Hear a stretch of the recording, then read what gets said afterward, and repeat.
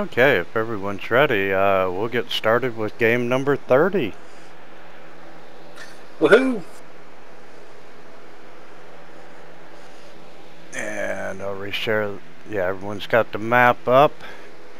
Okay, if you remember last time, you broke the mirror of life trapping in order to free Kellen. And when the mirror shattered, a whole bunch of crap come out of it. Good old Yaka. Hey, Yaka was following orders for a change.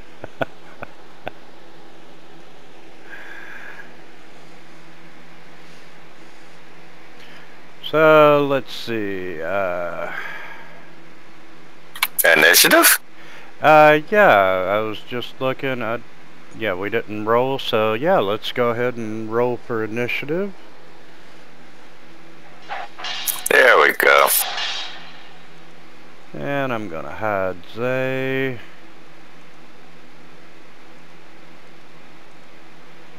And give under a couple minutes where I hide him.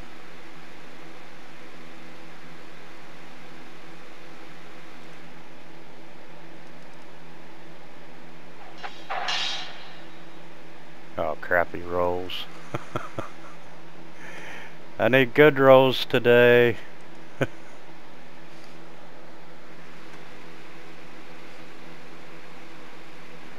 And Kellen, you're up.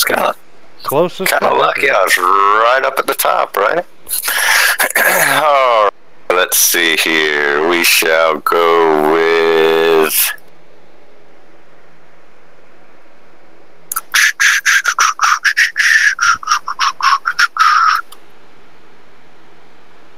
Oh, why not? Let's have a little fun.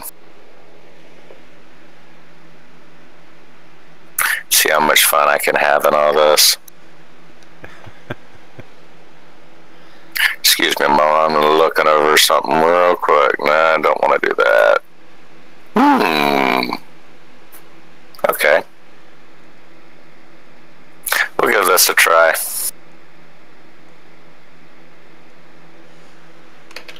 And we'll put him in a real square.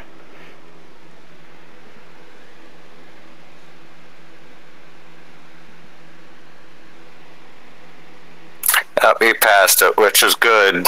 Alright, cut an action, I'm out of here. Hey, might as well try it real quick. Let me make sure that's where I want to be. Well, no, I'm not meaning it that way. I'm thinking more along the lines of Beldrak. Yeah, I'll move back behind Beldrak so I can always drive back in, and that'll allow Beldrak to do the cast he wants.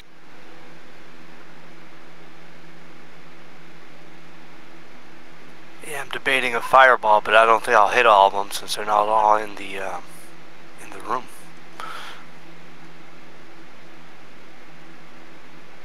Actually, for effect, just let me know. What is the creature type of the Minotaur itself? Is he humanoid?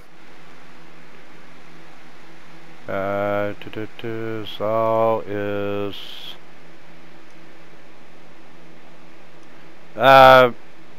a monstrosity. Okay, so it wouldn't have worked anyway, but I had to try. I wanted some giggles first thing Sunday morning. Okay, the Sturge is gonna attack the guy Tlad,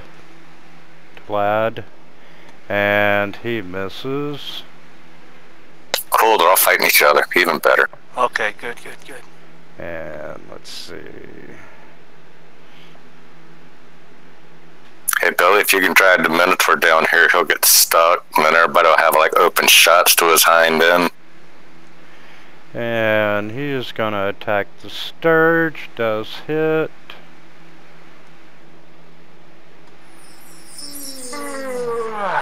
Wow. That was... It's a Sturge, he's got like 5 hit points. That was I think he only has 1 or 2. Too easy. I mean, it's a flying bird that drinks blood. Yeah, you typically run into a pack of 12 of those or whatever. Yeah, then it can suck.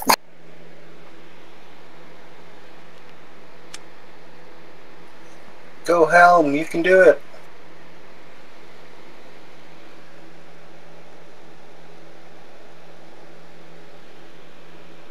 I will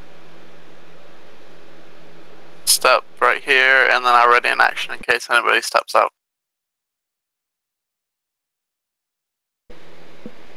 Oh, you're such a disappointment to your father. Uh-huh.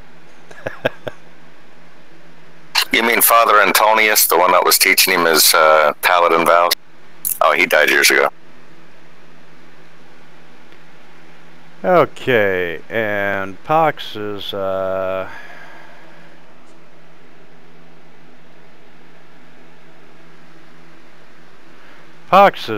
just cowering in the corner.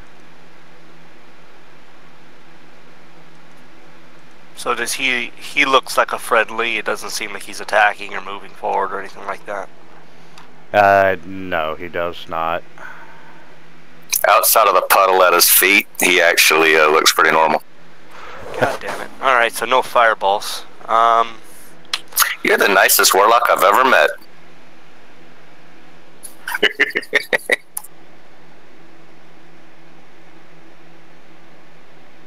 So as I'm looking at these fellows here, we have a Minotaur. Doesn't appear to have done anything yet.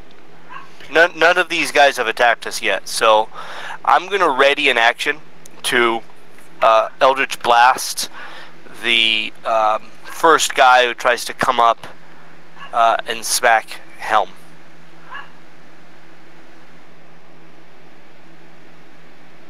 Okay.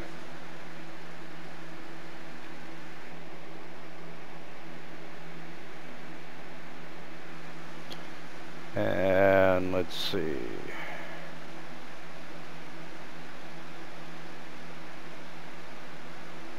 He's gonna try a great axe attack.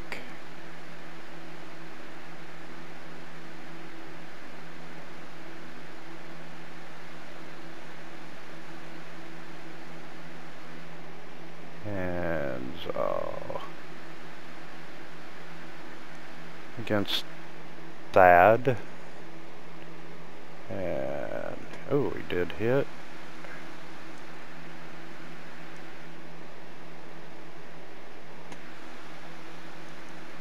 All right, Pavo.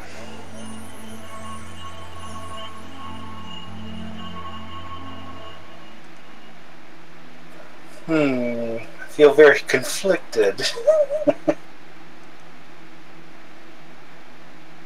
Alright, I guess I'll start off with a level 1 Bless.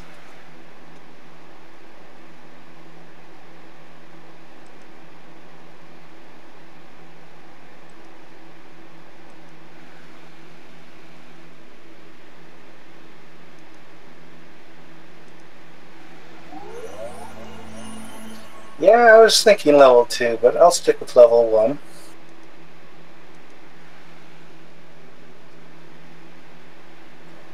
And since Helm's up there, maybe gonna take hits.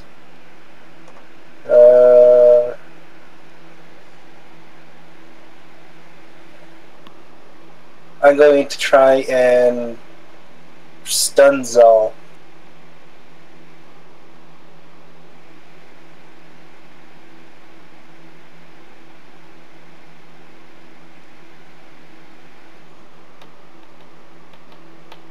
Nope. Yep, he did.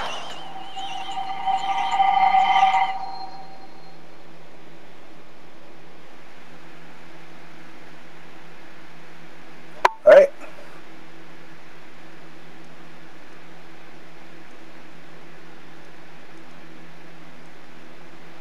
Ungor, your turn.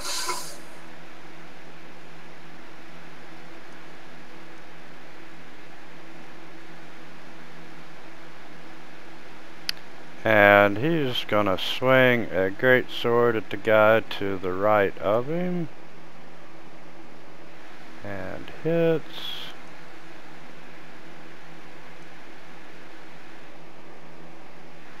Ooh, and he takes some damage, and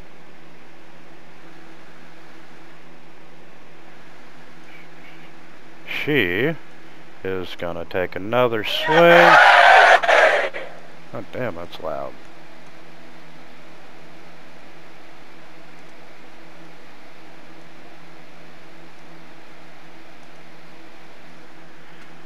And she hit with a crit.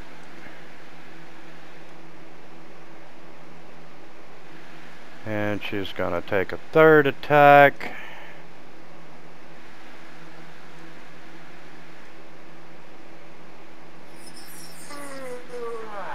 Took care of him.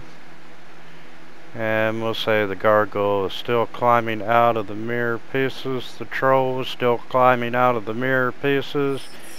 She is dead.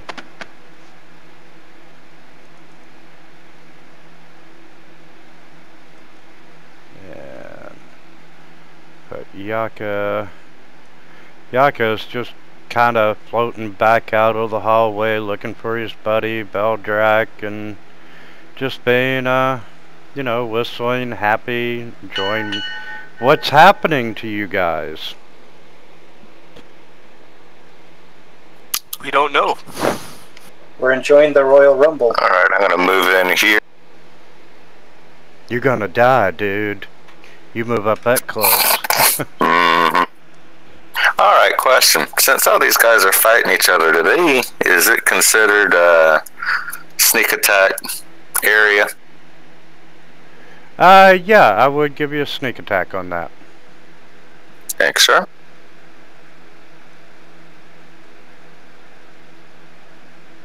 And I am going to stab Zal.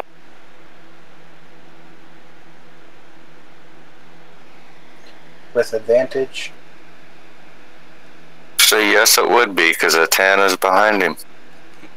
Well, no. Yeah, that's right, he is stunned. That's right, he is stunned. Thank you. Make sure stun's on him. Sorry, just making sure that I can see. Yeah, okay, it is there.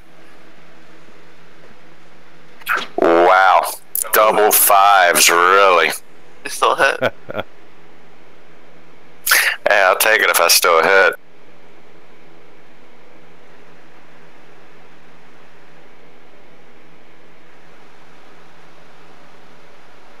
And my happy butt is running away.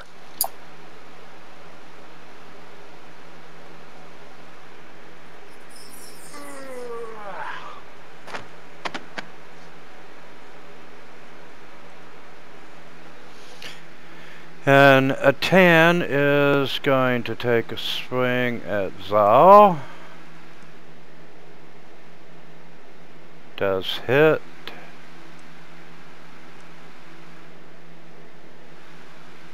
For max damage. Helm, you're up.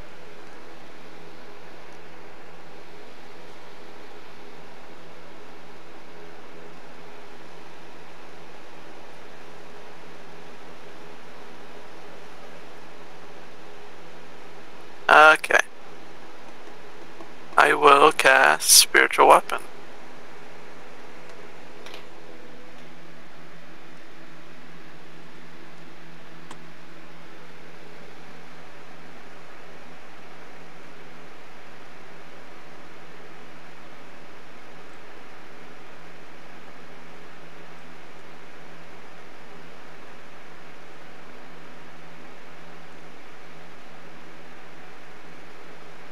And I'll place it right in the center of the room.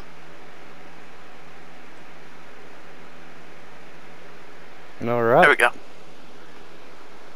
And I will swing my spiritual weapon at Zal.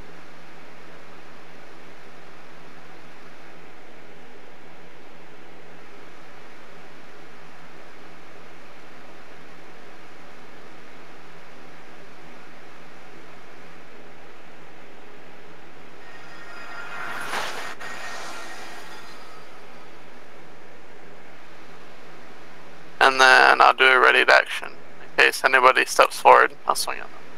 Oh, Pavel, I see how it is. You don't hit me with bless, but shit everybody else. Wasn't sure if you're going to move up or not. I still attack from range, too. That's alright, I'm good.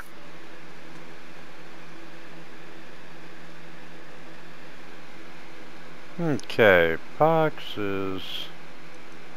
I'll yell out and say, well, he can't get out anyway, but I'll say, when you get a chance, come to us, Pox.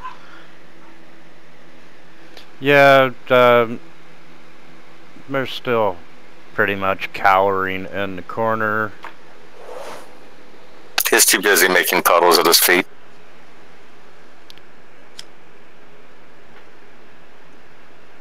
Alright, so I'll just toss a couple Eldritch Blasts towards... Actually, let me hit him with a Hex first.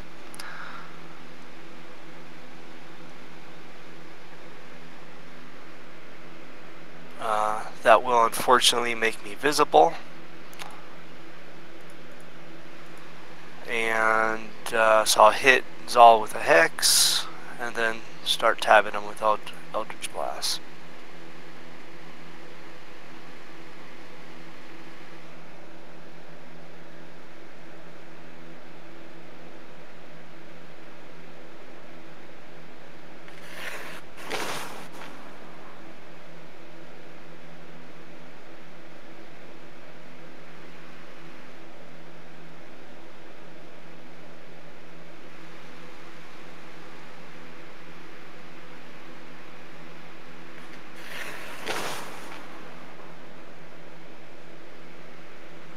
And that's it.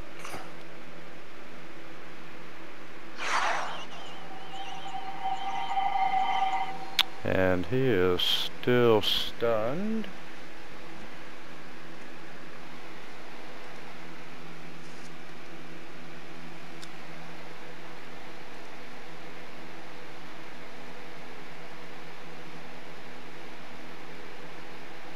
Yeah, that's a great ability. Just boom, stun. It's fantastic. Yeah, no kidding. So he's just gonna stand there.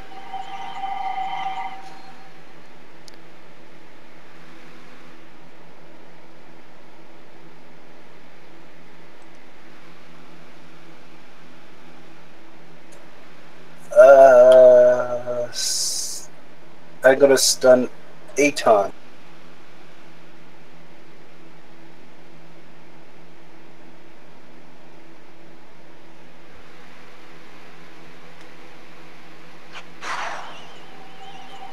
And just sit back and relax.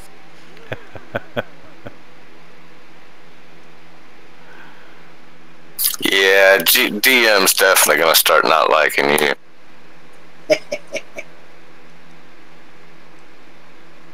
And we're gonna just take Angra out of the picture.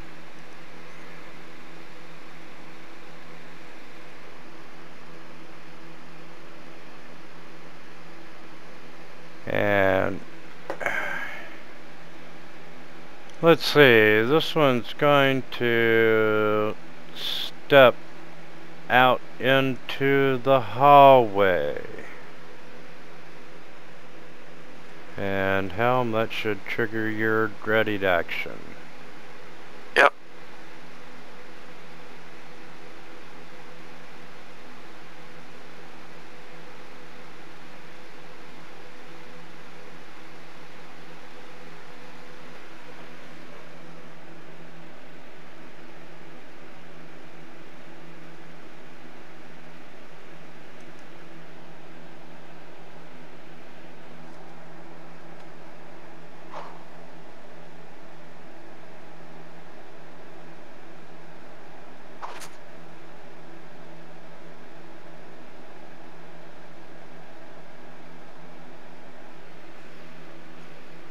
And she is going to swing a great sword at you.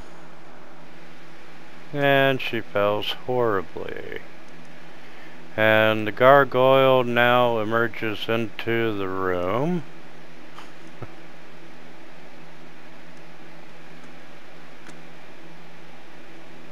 and it's going to attack Atan,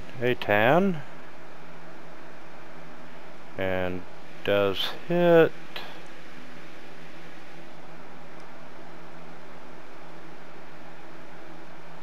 Hits twice. How many does he get?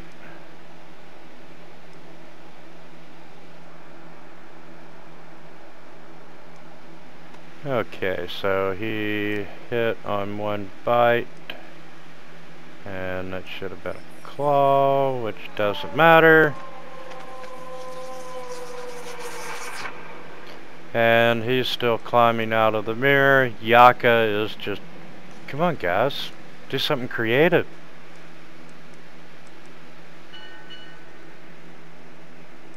Alright, I'm gonna step around the corner and target Lucanu. And let's see, what type of cover is it? -2? -4? Any cover? Actually, is it 2 before we get in the cover? What is it? 2. 2 before we get in the cover, or -2 on my attack? That's all I need to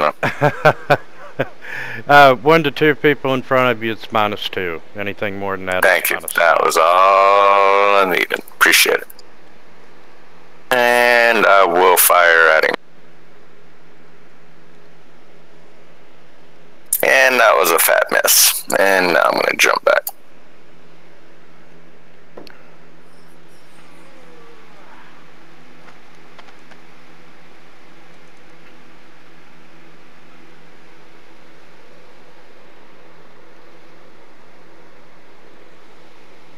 Okay. Let's start swinging.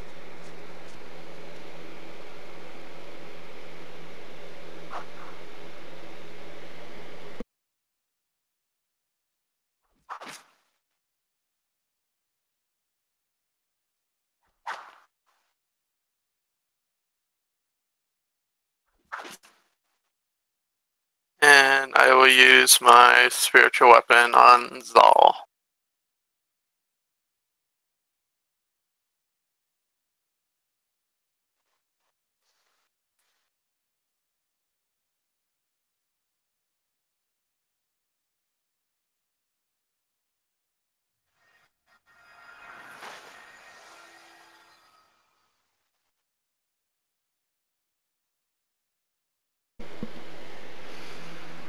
Yeah, Pox,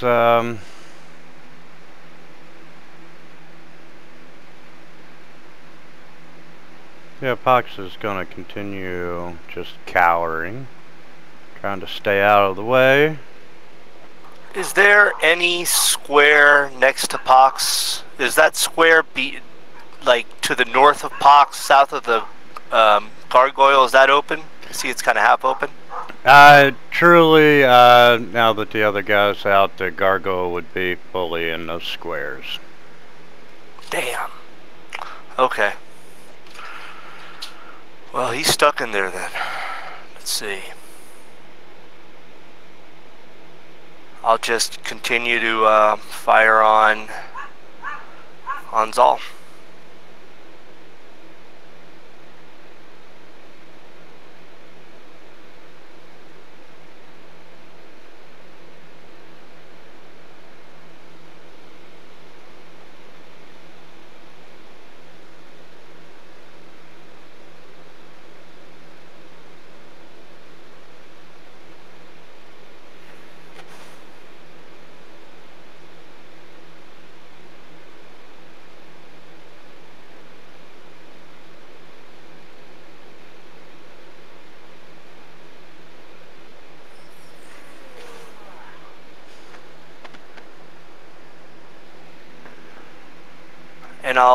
And I'll yell out to Pox and tell him, if he gets a shot, come out in our direction.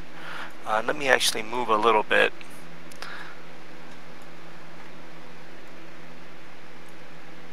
To about there. I think, let me see, 1, 2, 3, sorry, 1, 2, 3, 4. Okay, yeah, that works. Are we trying to save Pox? He's one of the. He's a member of a group that came down here before. We've met some of their number. I think it's. I believe that was Lucano, but I thought it was Pox. Yeah, it's Pox. Okay. Well, since Helm has that guy taken care of,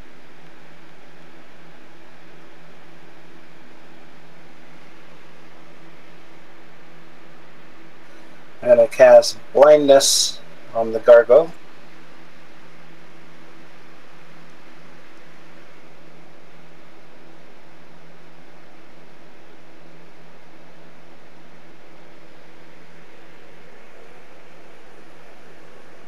And I'm going to cast Spiritual Weapon.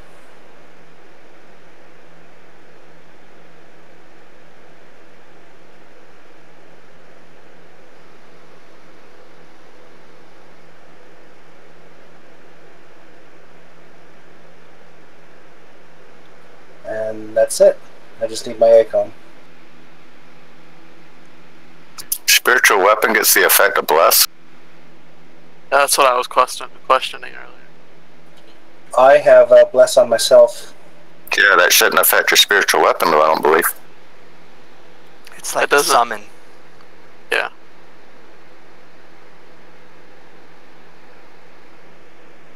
I can't see any way that you would change it without constantly removing and re-adding the effect to you. That was just something that caught me by surprise.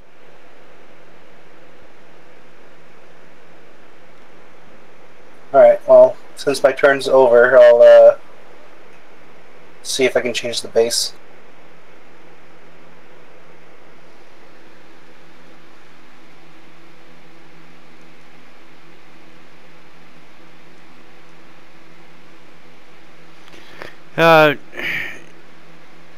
She hears Zal fall, and Helm, you can tell that she is quite angered by it.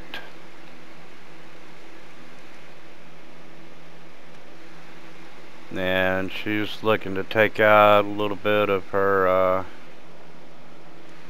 anger on you.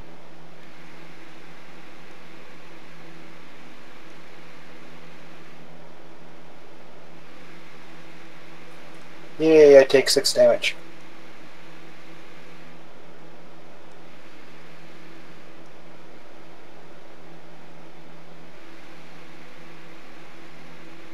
Is that +1 AC resist all part of your spell? Yes, it is. Okay, I was wondering where that came from. Alright, I've reread the rules, and any summoned weapon or attack is under the effect of all bonus and detrimental effects of the character. So if you've got something that gives you disadvantage, it'll give it disadvantage. If you've got something that'll give you a bonus 1d4, it'll give it a 1d4. Oh, okay, cool. Nice. And the gargoyle is just Running in the walls? well, he had a pretty good idea of where everyone was at, and he's gonna reach out and do a few claw attacks, and he's hitting Zal's body on the ground.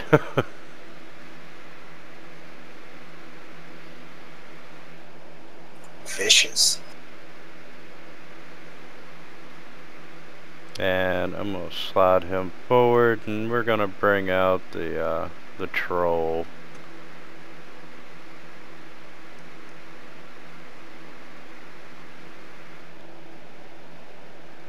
And the troll is going to try and bite Pox.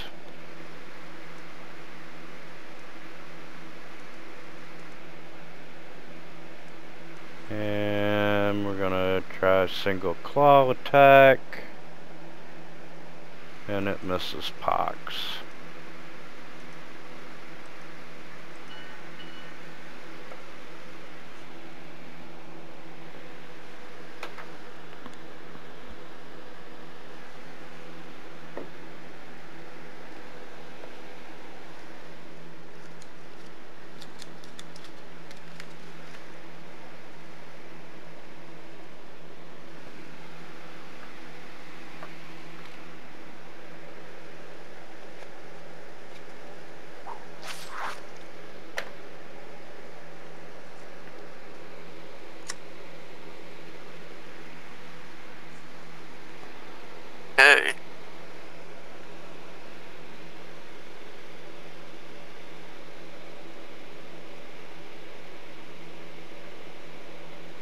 Start swinging back at Lucan.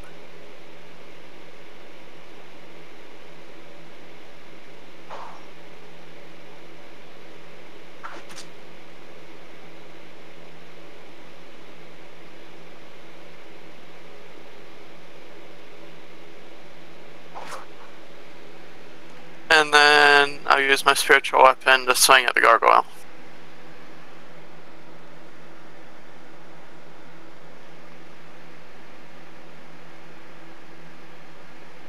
You just thought you were.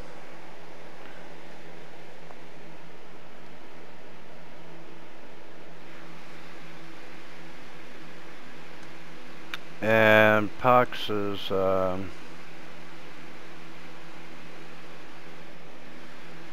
we're... I'll tell him to hold tight. I'll get him out of there. Yeah, he's still cowering. Alright, so what I'm going to do is I'm going to Misty Step right next to Pox. And I'll tell him, hold on. Then I'm going to Thunder Step 90 feet away with him. Yagroth, our Gargoyle, and Lucanu will take some damage from the Thunder Step. I kind of figured. Let's see here. So that is... And I'll take that. And me and Pox will end up, let's see. What could I see? If I could see, I guess, to there, I'll take Pox immediately behind me to my right.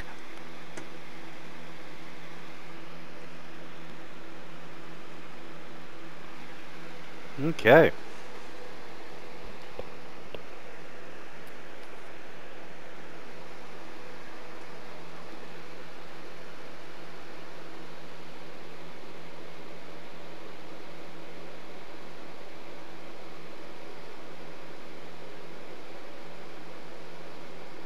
Sacred Flame! Oh.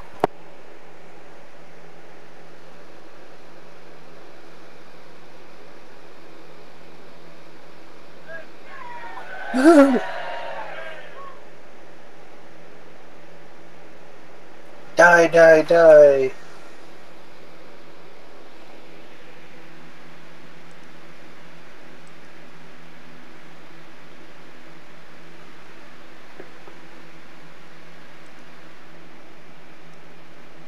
And let's see, she is going to do...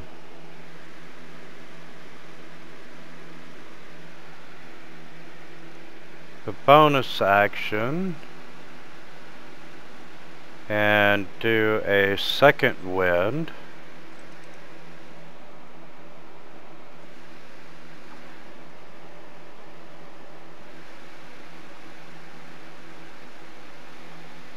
Did that not change?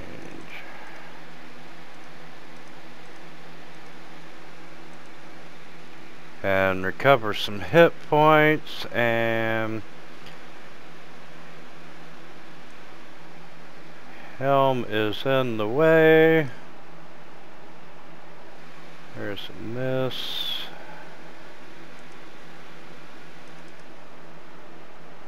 That's a definite miss. And she tries again, which does indeed hit for a little bit of damage. The four-armed gargoyle, yeah, he sees the troll coming out of the mirror. He tries to bite.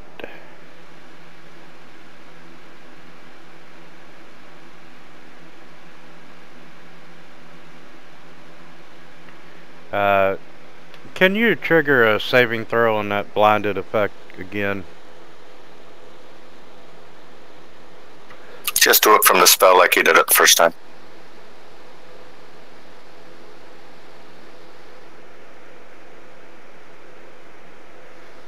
Alright, so let's drop blinded.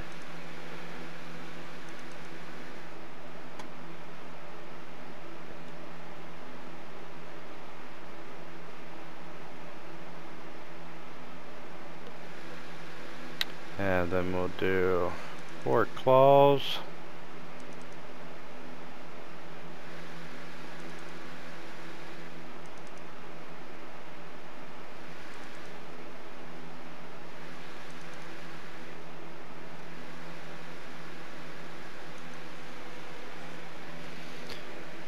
And the troll is not too happy. 1 bite, 2 claws. He's going to attack the gargoyle.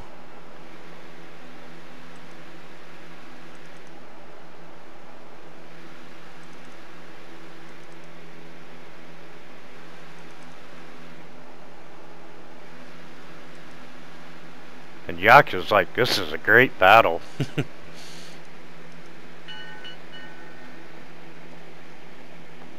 Come on, Cal. Continue my assault. Impressed me, buddy. Impressed me.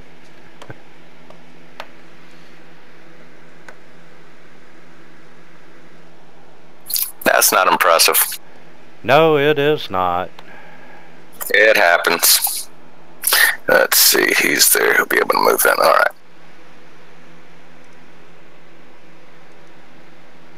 Okay. I will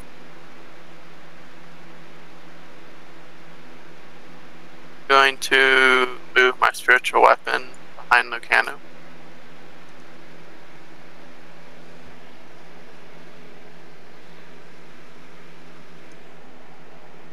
And I'll go ahead and swing on my spiritual weapon.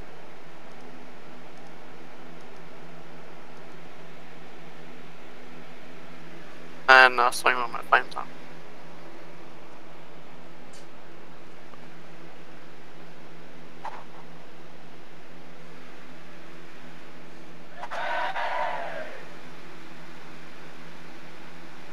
I'm going to use a Divine Smite on that. Just level 1.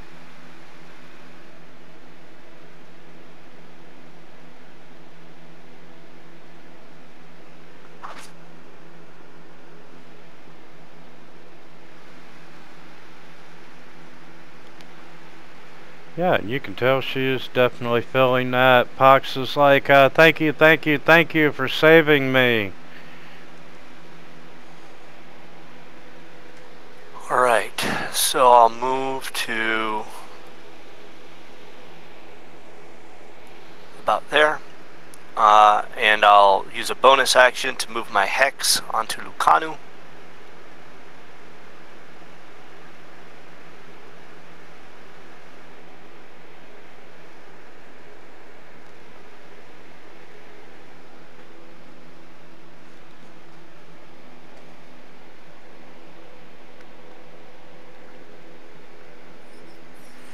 Ha ha ha.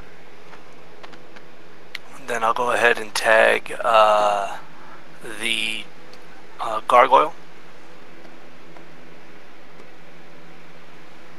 Oh shoot, you know what? That may have missed.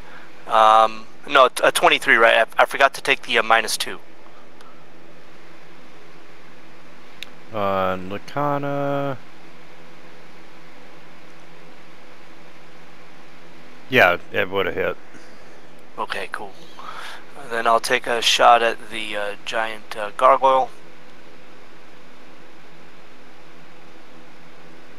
That's a miss. And that's it.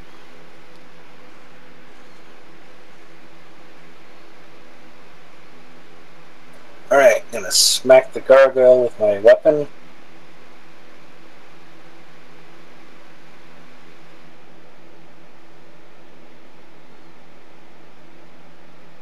For massive damage.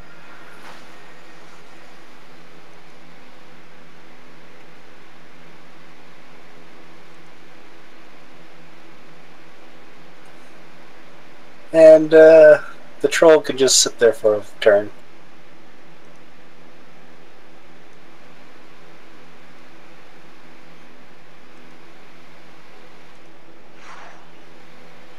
Yep, you're not going to make it out of this game alive, brother.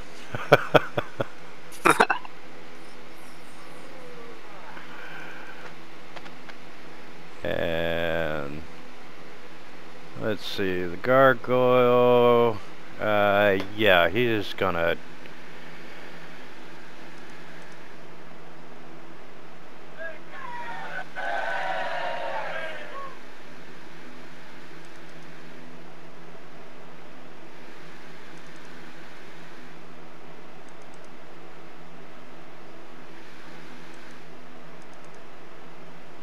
Those 2, 3.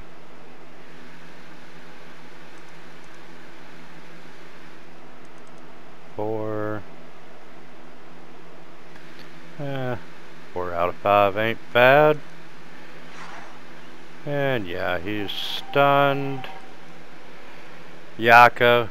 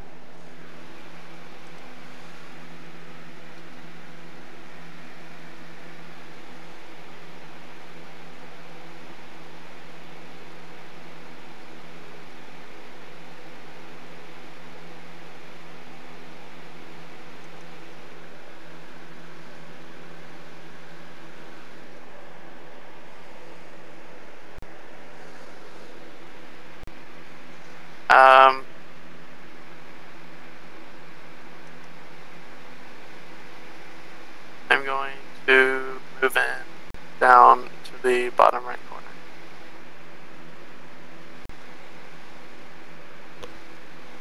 Move in down to the bottom right corner. And then swing at the gargoyle.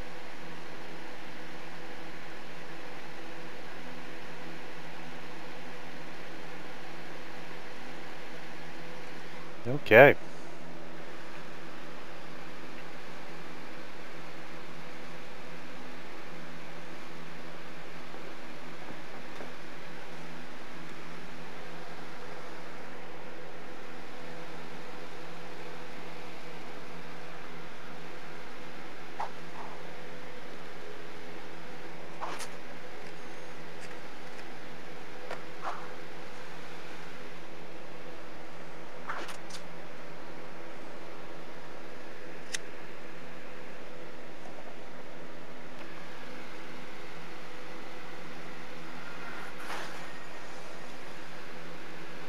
And Pox is staying the hell out of the way.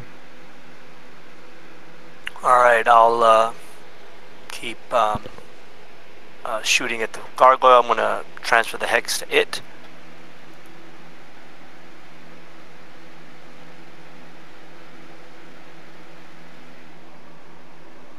Damn. And I'll try again.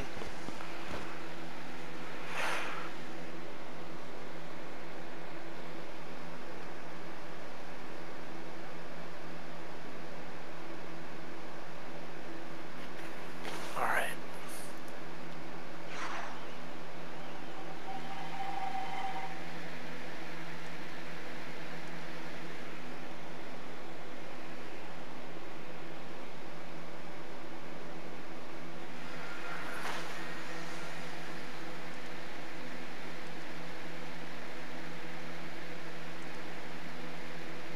Woohoo! Let's pick on the gargoyle.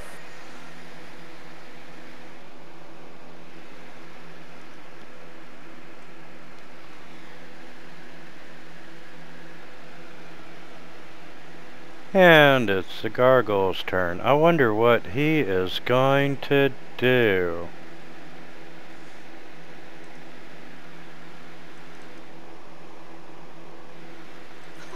Yeah, this is gonna hurt.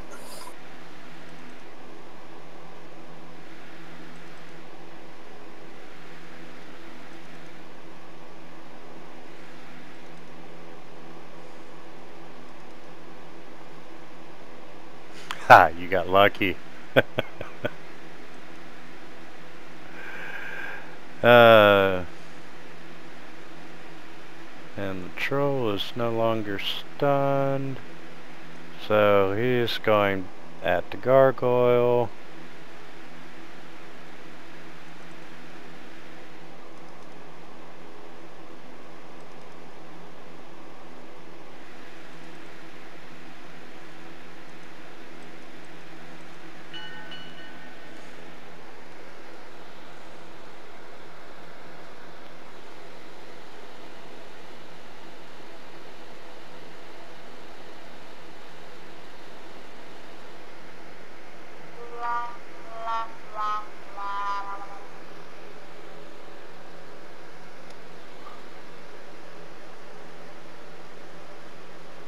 Okay, continue swinging at the gargoyle.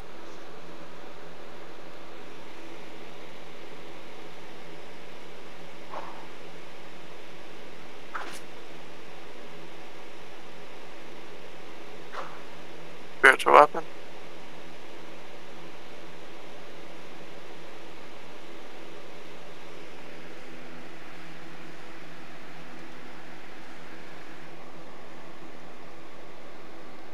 Alright, keep shooting at the gargoyle.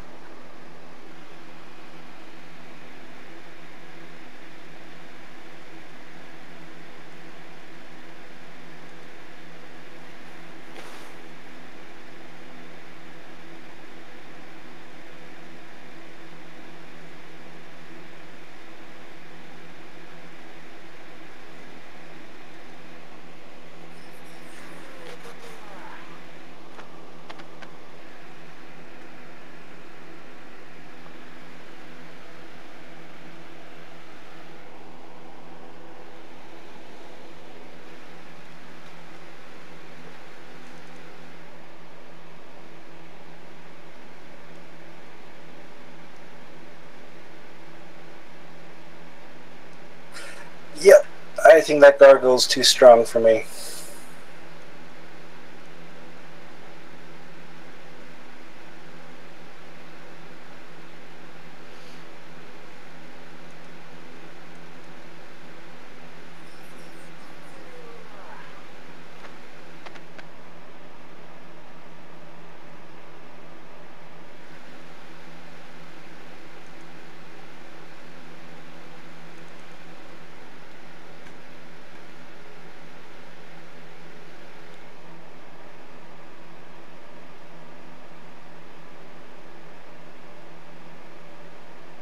Valdrak killed my gargoyle.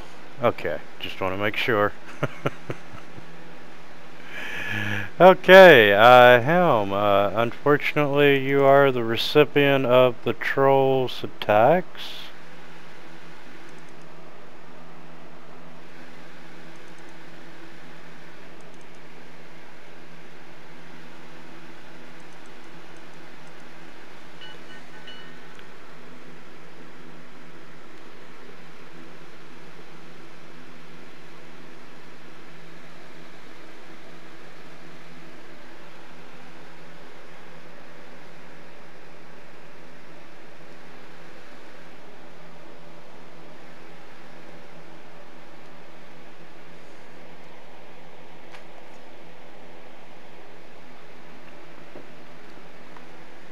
You're not having much luck, Callan.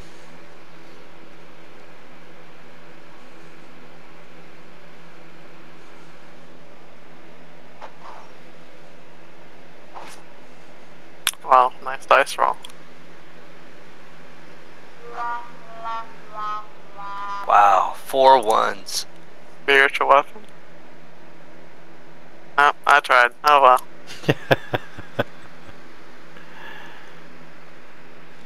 Alright, transfer the hex over to the troll. Shoot him a couple times.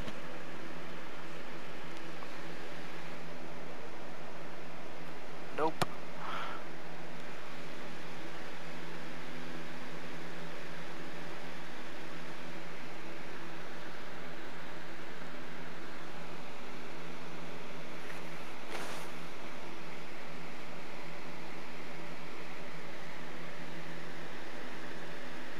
Alright, I'm not looking so good. Lots of pain. I'm gonna take this chance to heal myself.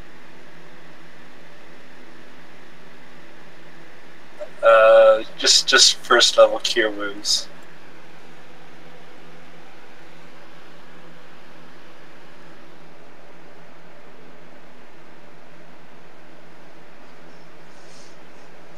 And I'll continue to smack him with spiritual weapon.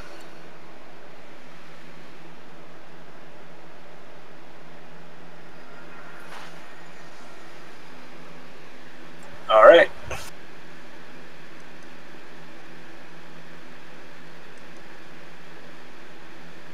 And we're back to attacking Helm.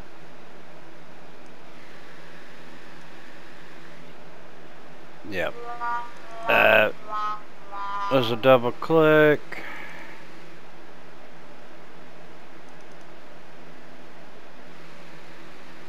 And we'll do the second claw. And So, quick question, and this is kind of a weird one. Like, I don't quite understand the spell. I'm probably getting it wrong. But the warding bond, you take damage whenever he takes damage, right? Yep, I used to be full health. I'm down to half health now. Do you have to maintain concentration on, like, because the warding bond isn't concentration, but the bless, should you be doing concentration rolls every time he takes damage? I never thought about that. yeah, he should be.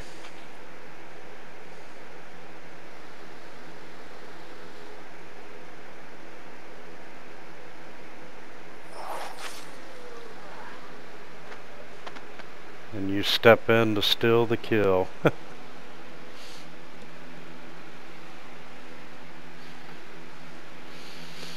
Alright, you are not seeing any other threats currently. And let's give you all some much needed experience points for that.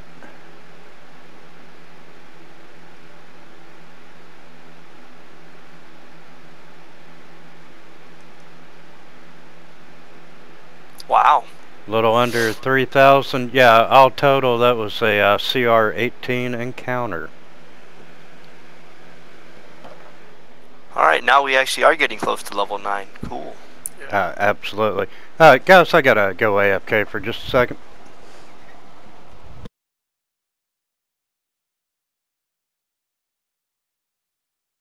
Less than 3,000 XP left.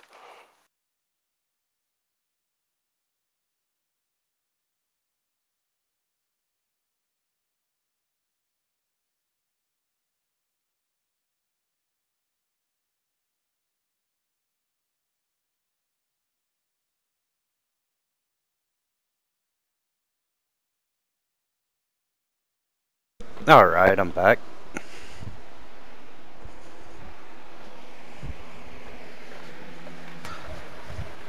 That was a mighty battle. Did you enjoy that, Yaka? Oh yes, that was a good battle. Good battle. Of course, none of you all died, so it could have been better.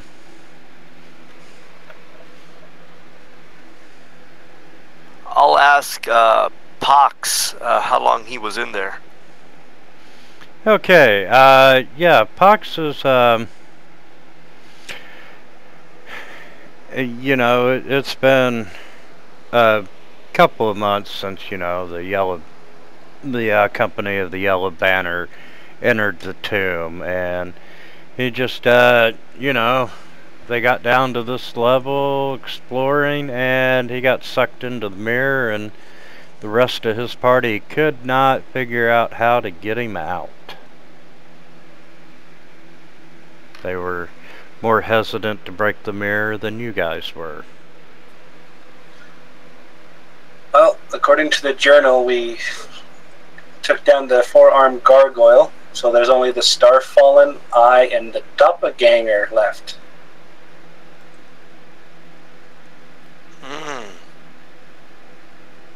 The Doppelganger.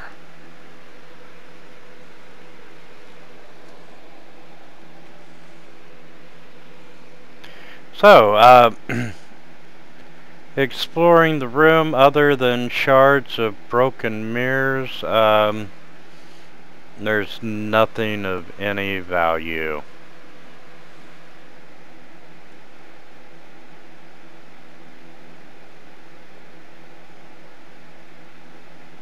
Anybody have Zone of Truth handy?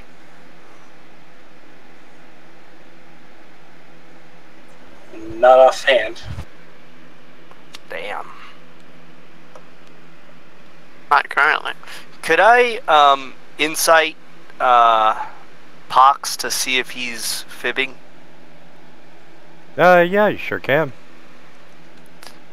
And I'll just say, so you are Pox, correct? And or you are a member of the Yellow Banner or some such.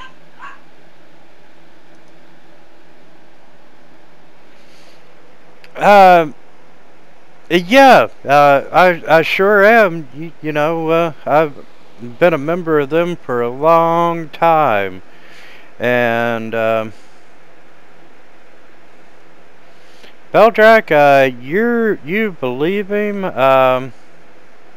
No, both you and Pavo. You're hearing the words, but you're not believing them. So then I'm just gonna tell him to stop lying. We know he's telling us untruths. Speak now, or then I'll just fire an Eldritch Blast above his head. Hold on. I'm going to use Divine Sense on him.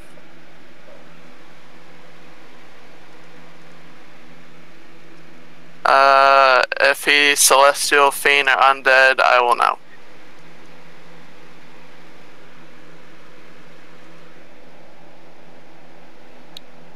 Celestial, Undead, or Fiend?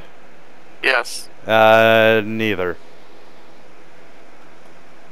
So I'll attempt to kind of, you know, intimidate him, basically, into fessing up and let him know that we know that he's lying.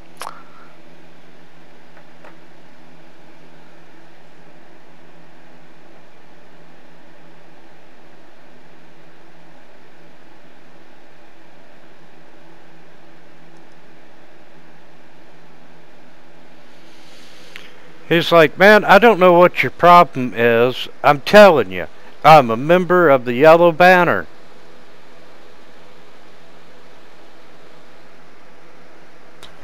It's all good. You just need to prove yourself.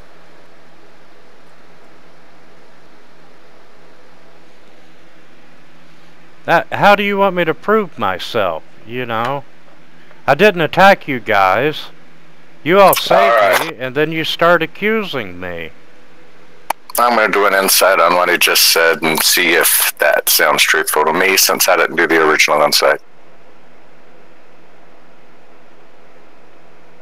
No, it does not sound truthful to you. Alright, he keeps lying. Then we'll do this the old-fashioned way.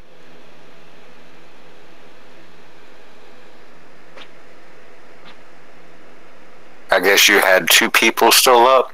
Yeah, because I still had Yagarath. Okay, so it would have been the first roll of 18. Or 28, excuse me. How was your insight roll? No, my second one. Because it would have been advantage with you in front of him. Yeah, that would have hit. Let's see if we can pull out who he is. I don't trust this guy. I'm just pissed I blew a 2nd level spell and a 3rd level spell saving.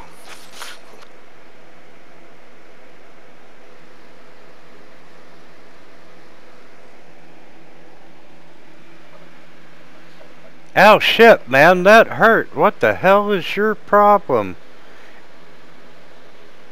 Better start talking or they'll keep coming. Yeah, he's, pretty damn pissed at you. I told you who I am, and if you don't believe me, that's your problem, not mine, and roll for initiative, fuckers.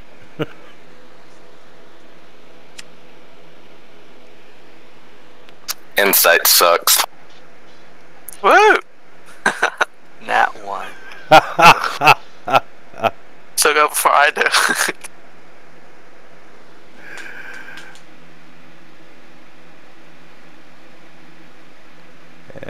I'll give him a new initiative roll.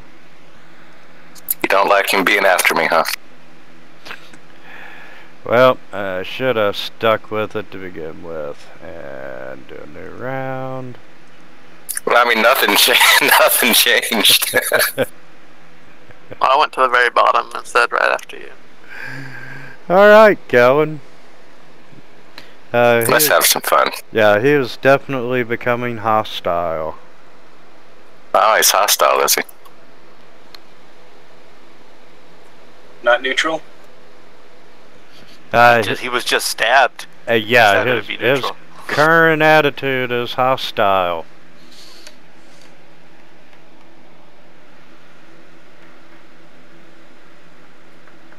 Alrighty. What do I want to do here? Screw it, I'm gonna stab. I'll do it the old-fashioned way.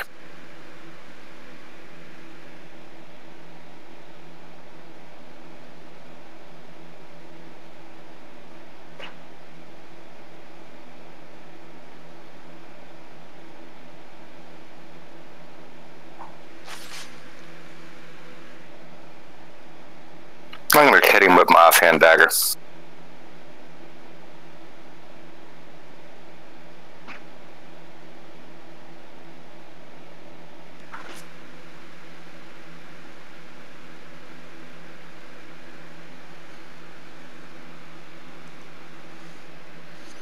And Kevin, he's going to try and slam into you.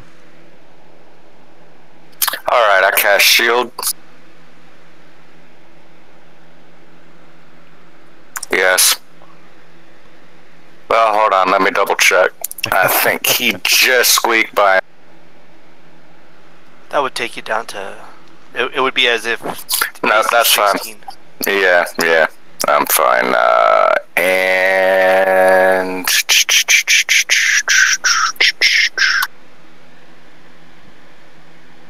Alright, he slammed into me.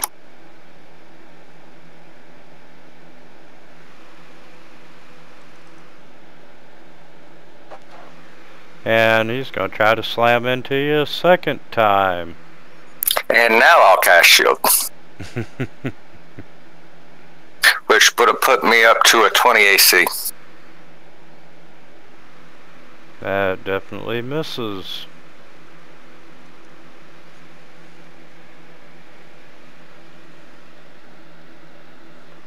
I called it. I so called it. Gonna smack him with a sacred flame. Flame his ass. Oh, he's flaming.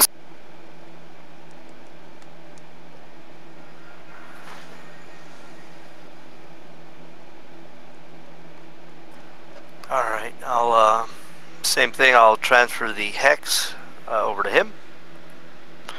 And then -2 for people being in front of me. Does Yaka count as a person that's in front of me? Yaka does not count.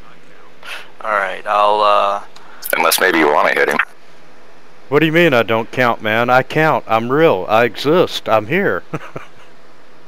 Very existential. Alright, I'll shoot Mr. Pox.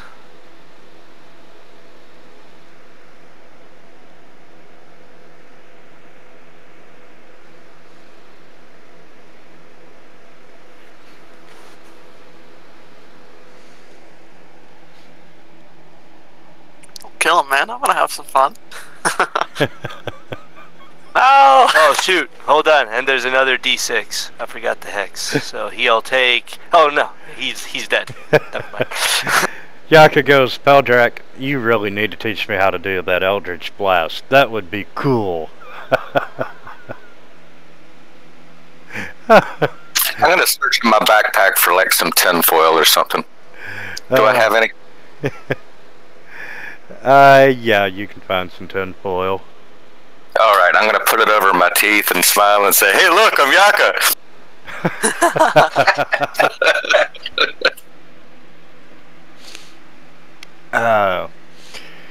Well, Helm, how does it feel to be left out of the action? Not too good, honestly. Any chance did he change shape? He reverted back to his normal doppelganger self.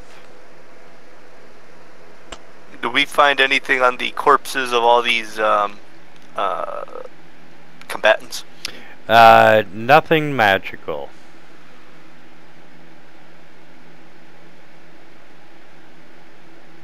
And really, they have nothing at all, other than the basic club weapons that they used. Wait, the one chick, yep,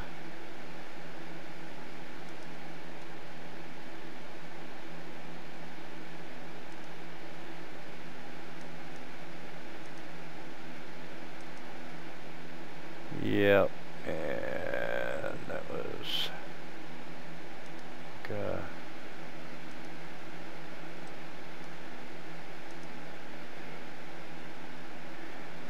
yeah, just a normal greatsword. Cool, cool. Alright, while everyone's searching, I'll cast a Prayer of Healing.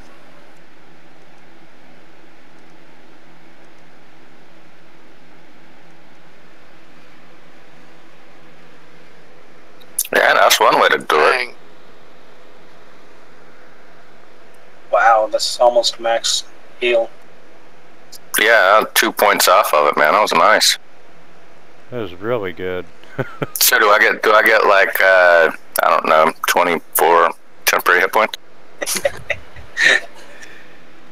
Oh, you wish. So you all have survived that encounter yet again. Defeated the doppelganger. Unfortunately, you don't get any additional experience for that. What a ripoff.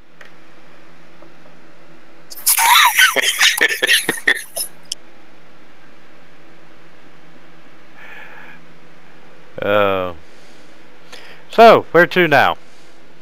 Unger had opened the door to the east. Well, we can go check out the door Unger was looking at while he's off busy doing his own thing.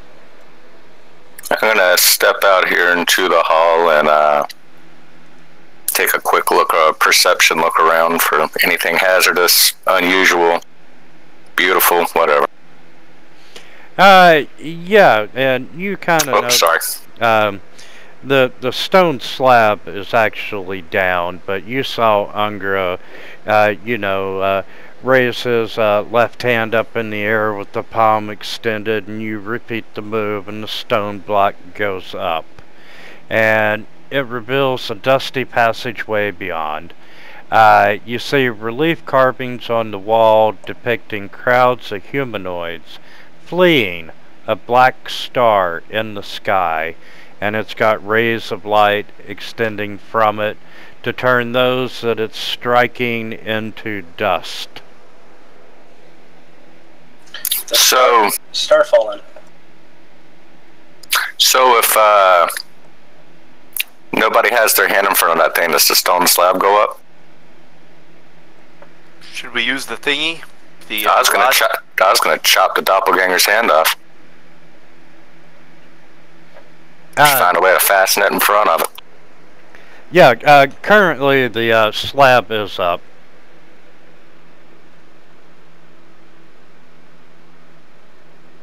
So I'm here, or I'm stuck on the other side? You repeated Unger's moves and raised the door so you were able to walk in, and the slab is staying up. Okay, that was what I thought. I'll do the hand move to bring the door down. Is up open or is up closed? Actually, let me rephrase that. It's down is open, up is closed. The door is down. All right. That was. I think we were getting crossed there. And Beldrak, as you repeat the move, the stone slab rises up, and Kellen, you can see on the inside part of the slab, as it's rising, painted on the inside of the slab is a male humanoid wearing a hooded cloak once again with stars where his face should be. And the figure holds up his right arm, which is neatly severed at the elbow.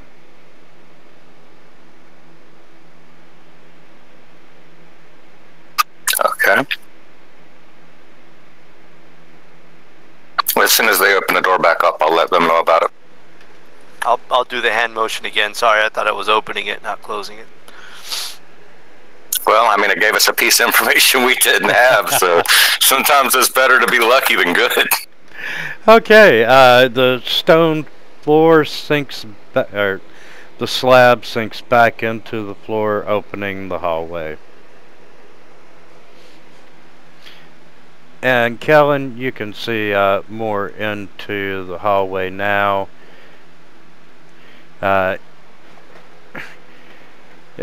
Both ends kind of mirror, and it goes west a little bit and then turns back to the east. Up or down, gentlemen? It's up to you guys. Do we want to put the rod to hold the door open, or do we not care? We can open it easy. Well, give the rod to Pavo. Let's all step in a few directions north and south. If the door doesn't shut, I think we'll be safe. But if we want to absolutely be safe, we can put the rod down. Well, since you're on the other side, we could just test it, see if you can open it from that side. Is there anything to open the door from this side? You just have to hold your arm out. Yeah, there's no levers or anything. Alright, I'm going to hold my arm out over here and see if it goes up. No, it does not. Alright, we're using the rod. Oh, you don't want to chop off your arm? Nah, I kind of need it. Alright. I mean, officially with Mage Hand, I guess I could replace it, but as long as I only fight with one weapon, never use my bow again, though. We could chop off the doppelganger's arm, put a hooded cloak on him. You could prop them up like Weekend at Burnings, you know. I was just thinking the exact same thing. Alright, well, since we're going up, as I go through, I'll place the rod. Okay. Alright, and I am actively searching as we go. Just ask me to roll if I need to. No problem. And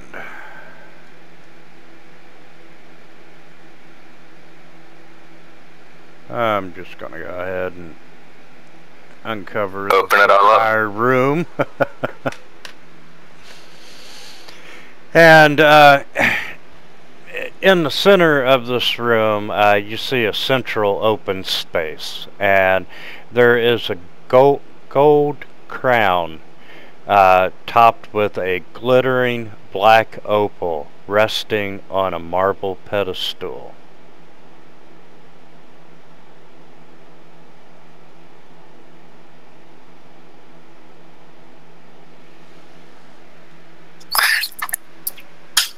And take a quick look at this door to the north.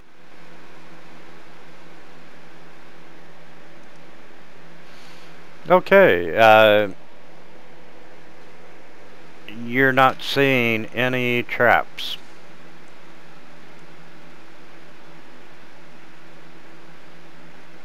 Alright. Is there anything special about the door? No, not at all. Alright, I'll worry about that after then. Finish surveying this room. So, I see a gold crown with an opal down here, guys. There's always Mage Hand. Yes, there is. But before I Mage Hand, I want to take a look at the little pedestal it's on, see if I see anything. Any writing, anything is special, you know? No, not at all. It's just your typical run-of-the-mill marble pedestal.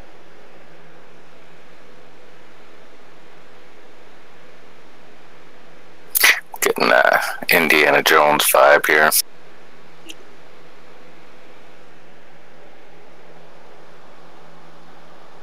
I'm gonna go around this way, see what's behind this wall. Okay, you can see the corridor goes south, and it appears from where you're at, you know, there's either a corridor or something there in the middle. Something else is over here as I go take a look. Okay, as you step closer, you see this green stone face of a devil protruding from the wall. The mouth is open and filled with darkness. I found another giant face. Who wants to come check it out with me?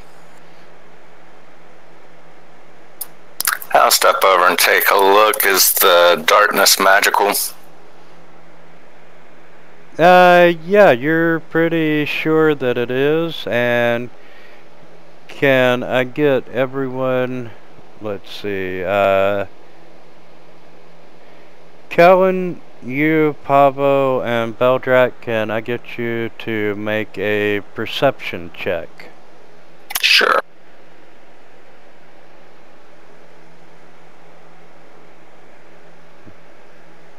Wow, good rolls, guys. Everyone that's within 5 feet of the devil, you can hear a faint whisper coming out of it. And you're able to make out darkness is coming for you. Your doom is at hand. Maybe it's another shadow demon. What were the clues? Is there any clues about this? No. Unless you include the army sleeps in silence, but I don't think that would fit. And the lion sleeps tonight.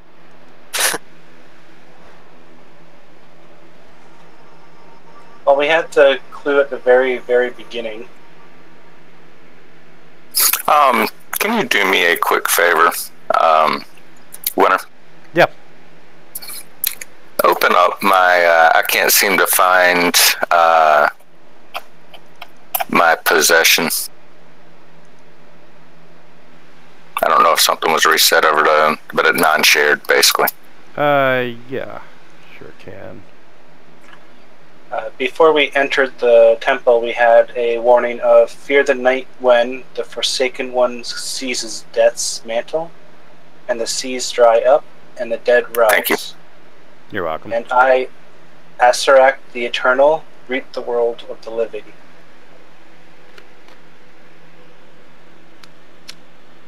Sorry, I thought there was mention of darkness. Yeah, I think this is one of these areas that don't have any clues to them. Yeah, we're gonna have to find out what's in that darkness.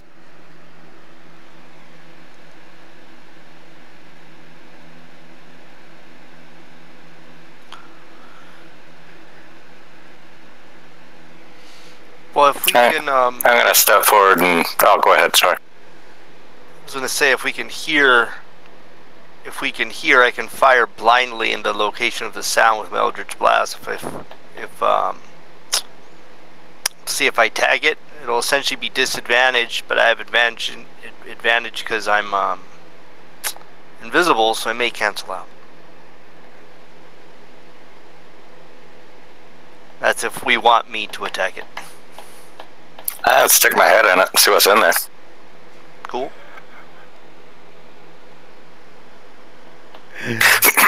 Okay. Calvin, you're sticking your head into this darkness, and all of a sudden your body slumps to the floor, and you do not have a head. I hate it when that happens. Losing my head over everything. So word to the wise. Always stick an arm in first. Wait, what happened? I think his head disintegrated. No. Yeah, Kellen stuck his head into the darkness and his body immediately falls to the floor, minus the head. If y'all stick an arm in, though, you'll cleanly sever the arm. Oh man. Okay. Oh boy.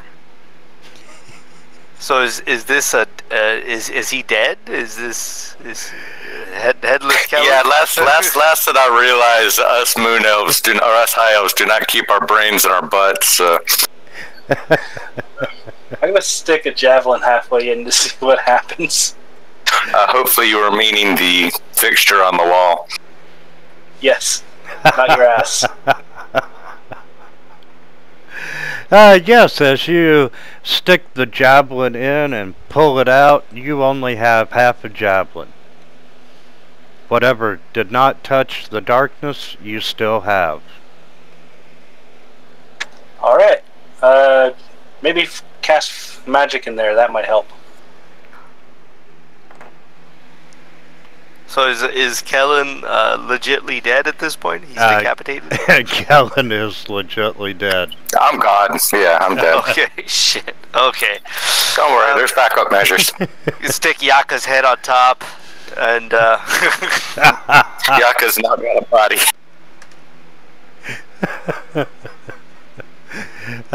Yeah, you know, Yaka comes over to Beljack, and he's like, man, I like that idea. I'd like to have a body. Anything you can do to help me out? And guys, just so you know that it's within the curse that I had on me. For the possession. I'm fearless and not afraid to take great risks. Gotcha. I kind of figured what was going to happen, but this would have been one of those situations where I would have just been like, wonder what's in there. So Yaka, can you control his body? I wish I could. I was hoping one of you powerful people would be able to help me out.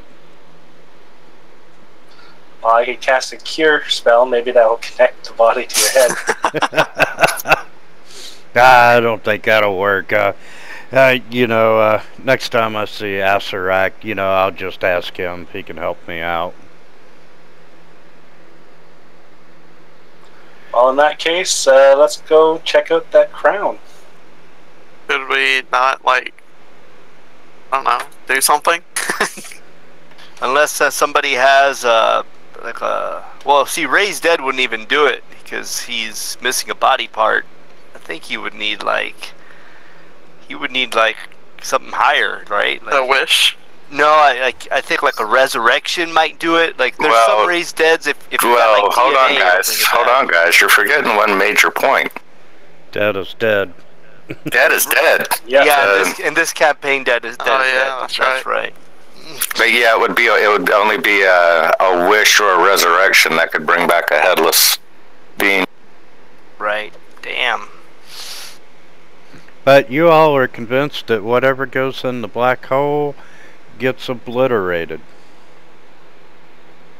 Unless Beljack wants to shoot some magic in there. Well, we're a man down, so I don't know. I don't know how clever that would be. If anyone would like to make a Arcana check.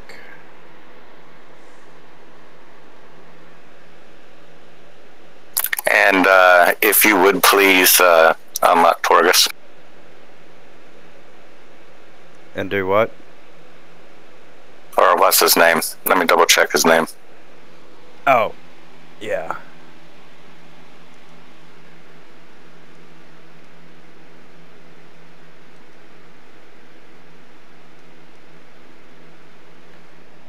Yeah, you should have it. And if somebody would be kind enough to gather up my bracers at least, I don't care about the rest of the items. Oh, yeah, I guess we could loot the body.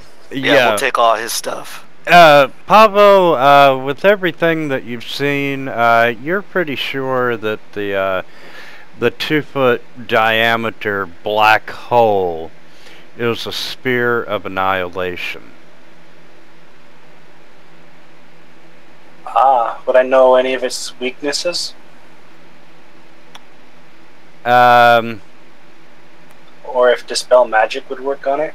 Yeah, you don't have,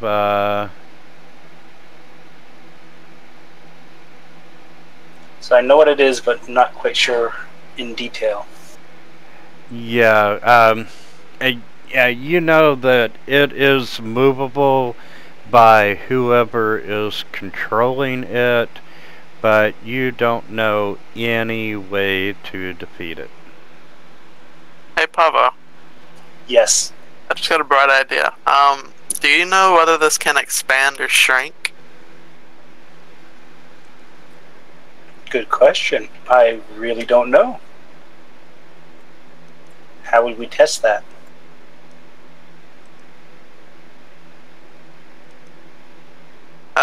Well, no, what my thinking is if we take the crown, I don't know what this spell very well, but if we take the crown, would it expand?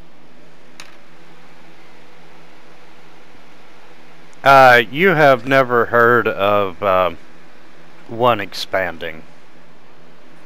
But I do know it can move from if the one that controls it can move it.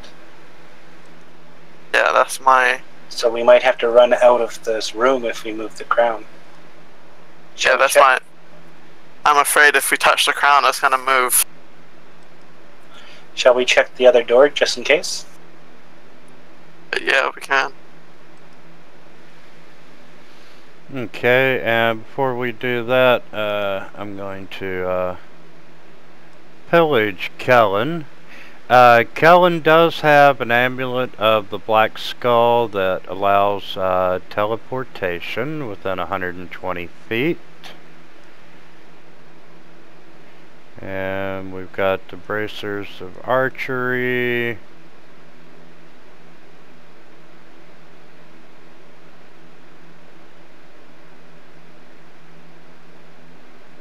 And, ooh, got a Stilly's Gold.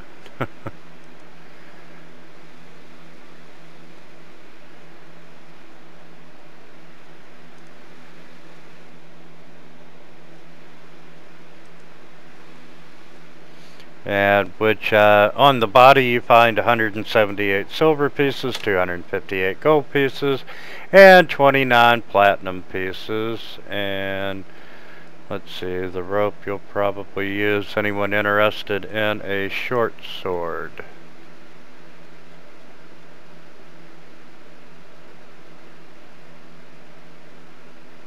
I'm happy with my Mace of Terror.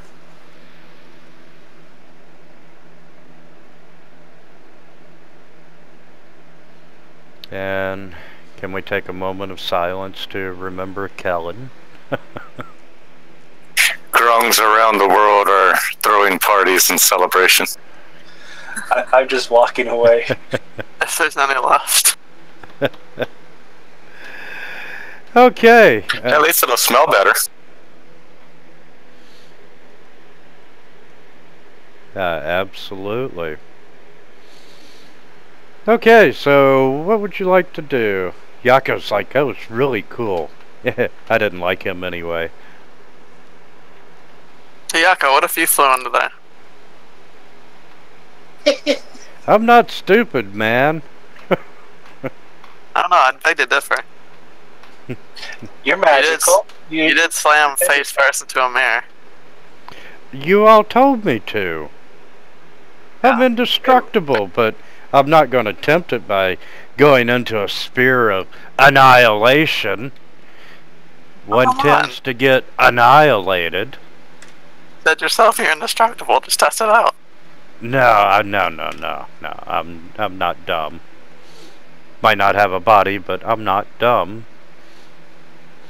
I'm gonna go see what the chick is doing. Hey, what are you doing? I'm checking this door for traps. Worth a shot.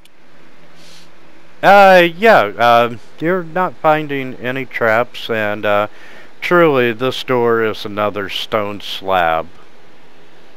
And you're seeing that, you know, there's another painting on the inside, you know, holding a severed arm up high. So here's the thing, if we go through that, then we can't open it on the other side, then we're stuck. Well, we have our one exit that has the rod. I'm going to try to intimidate it with the severed arm.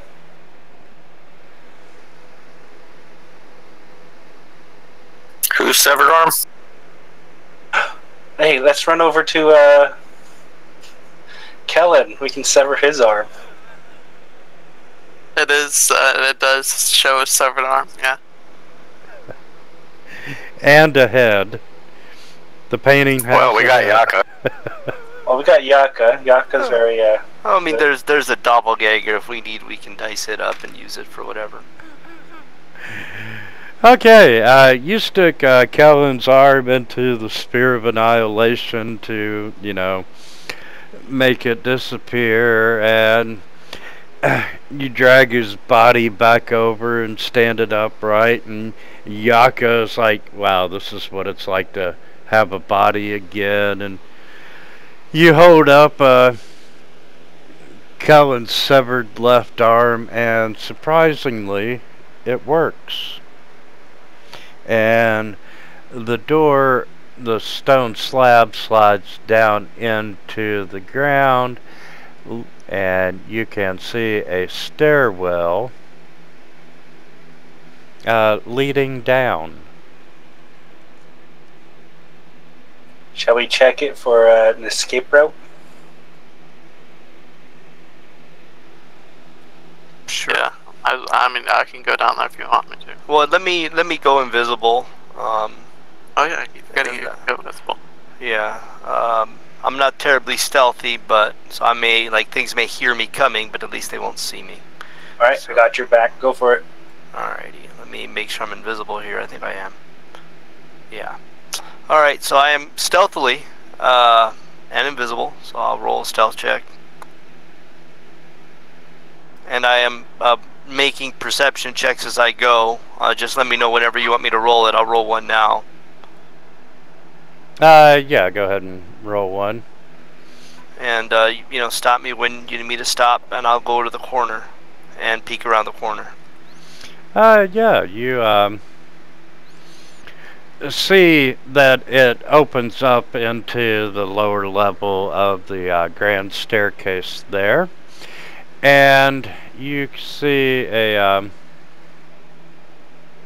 another 6-foot tall green devil face carved into the far end there. Its mouth is open.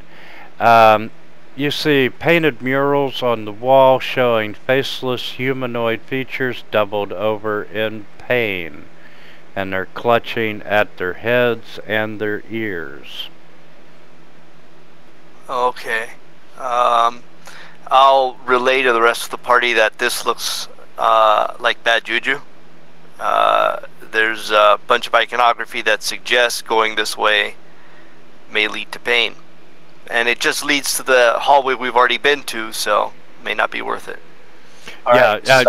You're actually one level down from where you were when you were standing on the balcony. Not a safe escape route. Gotcha.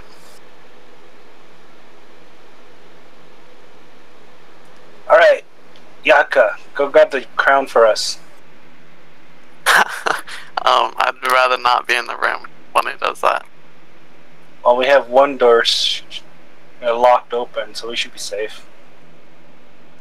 I can mage hand that crown if we need to, but, you know, it's up to you guys. I'll suggest if you want me to do that, you'll have to head out of the room.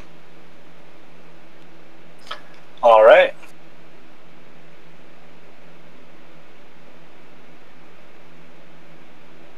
You're gonna be good in here alone? Alright. Yeah, it is what it is. So what I'll do is this open to the? Is this door to the north of me open or not? Yeah, it's securely open and blocked with the immovable rod. No, the rod's on the one to the... Oh, I'm sorry. Yeah, the door to the north is open. Okay, so what I'll do is I will attempt to mage hand the crown off the thingy, and if things start to go bad, I'll head north into that little hallway. Yeah, and Yaka's right beside you saying, don't worry, man, I got your back. See? Teamwork.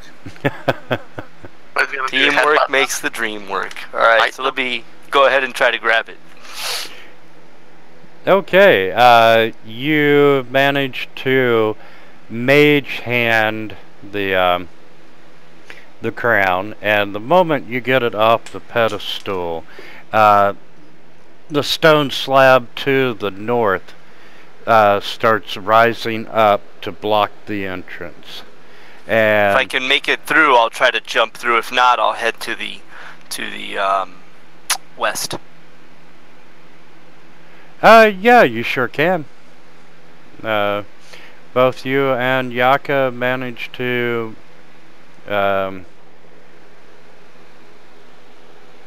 make it.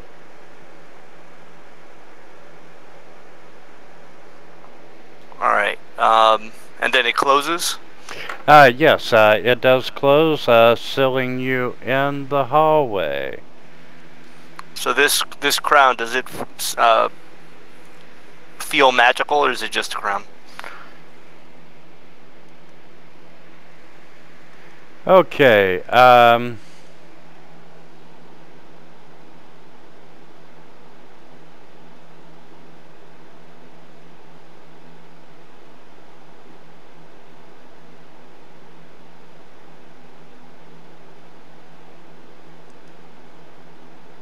let's see.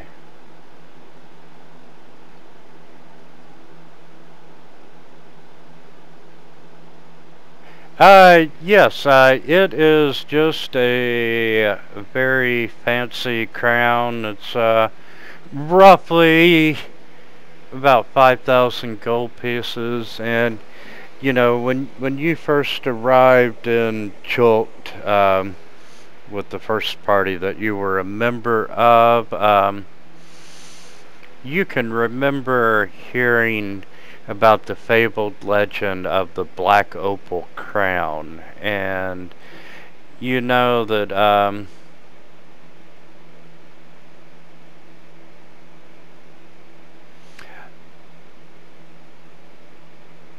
not being magical, you know that it is a fabled treasure, and is probably worth 4 times what its gold piece value if you sell it at an auction. Alright, well, I'll put it on, I guess. At least I'll look fancy. And with that, I'll see if I can't just kind of make it back towards the party. So I'll kind of go south, west, up the stair, and kind of circle around. Okay, can I get you to make a perception check, please? Would Helm and I know anything's going on?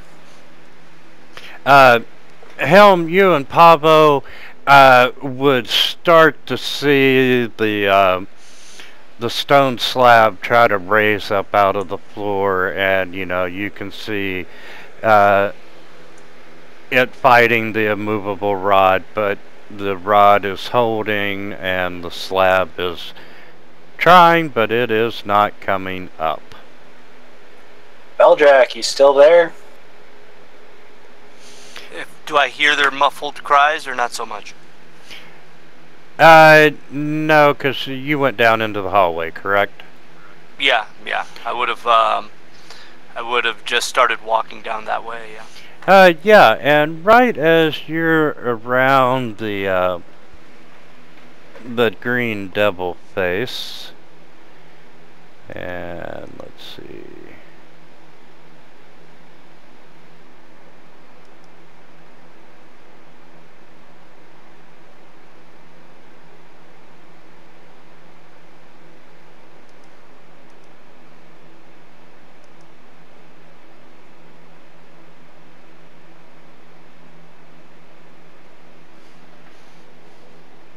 Yeah, that'll work, Rags.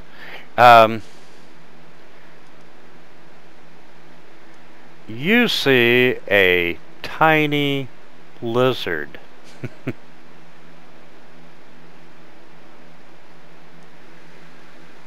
A tiny lizard? A tiny lizard crawling around the around the devil face. And does anyone speak? You don't speak Druidic, do you? I do not. You hear it speaking to you in a weird language. It could see me even though I'm invisible.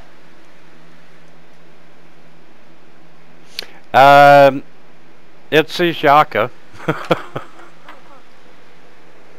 And Yaka goes, hey man, there's a lizard. I think he's trying to talk to us. I'll very quietly, without making my position known, I will continue to move to the west. Looking at the floor, making sure I'm not stepping on anything funky. Yeah, no problem. And as you are continuing to the west,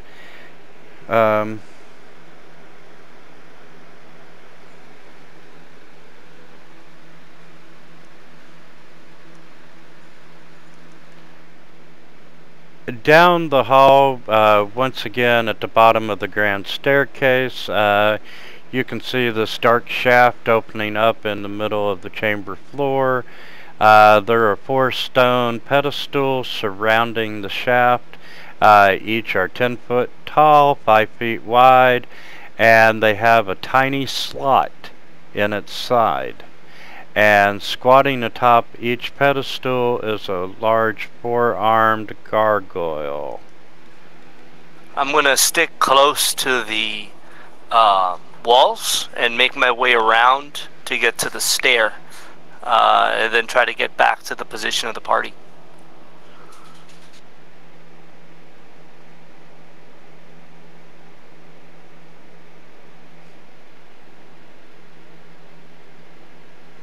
Helm, I don't hear anything. Should we go investigate to see if Beljack's alive? And the lizard's kind of just scurrying behind you,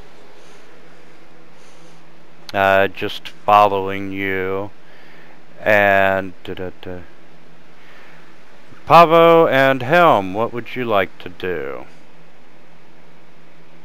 Well, that corridor did lead downstairs, so if he did make it out, maybe he went down there. So, do you want to go check, or do you want to go check this room again? I really don't want to leave the rod behind. Yeah,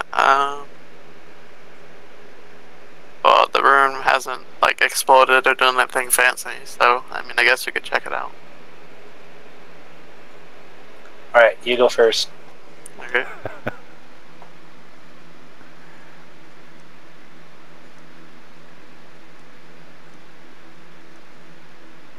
I'll slowly head down the corridor and peek around the corner when I get here. If there's nothing, like, and if there's nothing that's changed at all. No, nothing has changed except coming your way. You see this creature.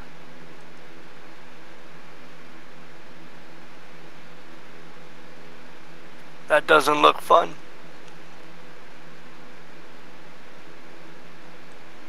And you can hear some noise from the northern part of the room behind the Bodak. And you gentlemen need to roll for initiative. Oh boy. Hooray! Oh, thank God. Oh, man. And Beldrak, I'm going to need you to make an initiative roll as well. Okay. And let's take Kellen off. Party sheet.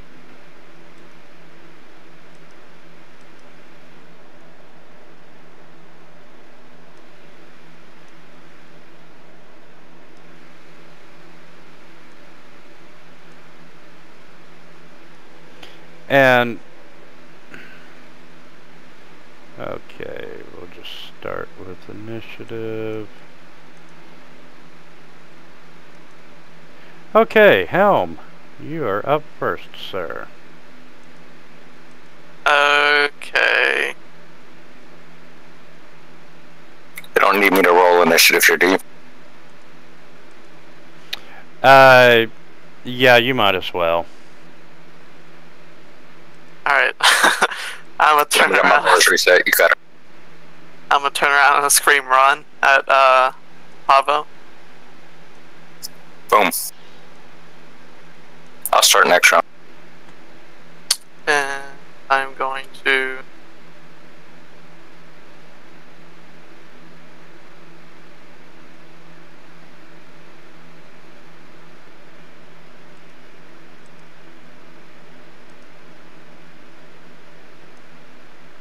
Run away, run away.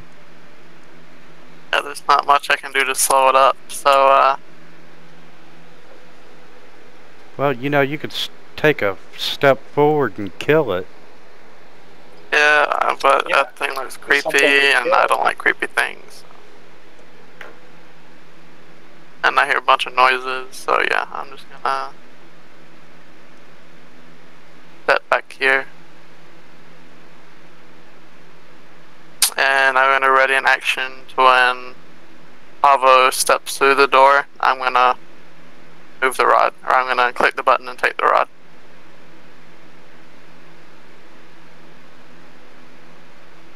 Okay.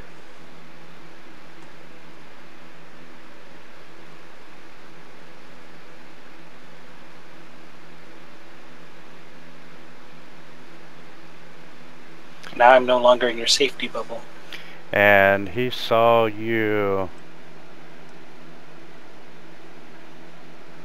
run. So close.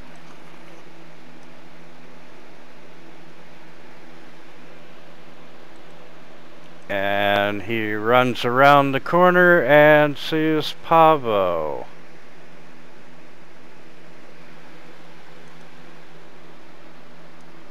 Oh god, it's ugly. And since you made that comment, you are indeed looking at it. And you can tell it is staring really intensely at you, Pavo.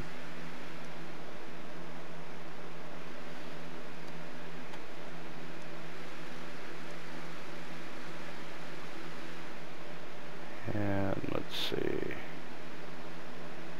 I'm thinking a gaze is probably a free action. Nah, there's no free actions in 5e typically. Like if they want to give something an action that's outside of its turn, it'll be a legendary action most of the time. Okay. So yeah, it kind of stares at you, and for a moment, you can feel this assault of psychic energy, but you are able to resist it.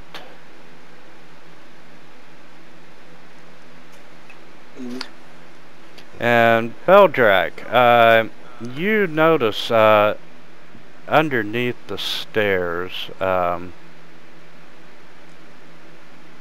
Now I don't want to say it wasn't a free action. It may have been. It depends on whether or not the gaze or whatever he was doing. It's an action.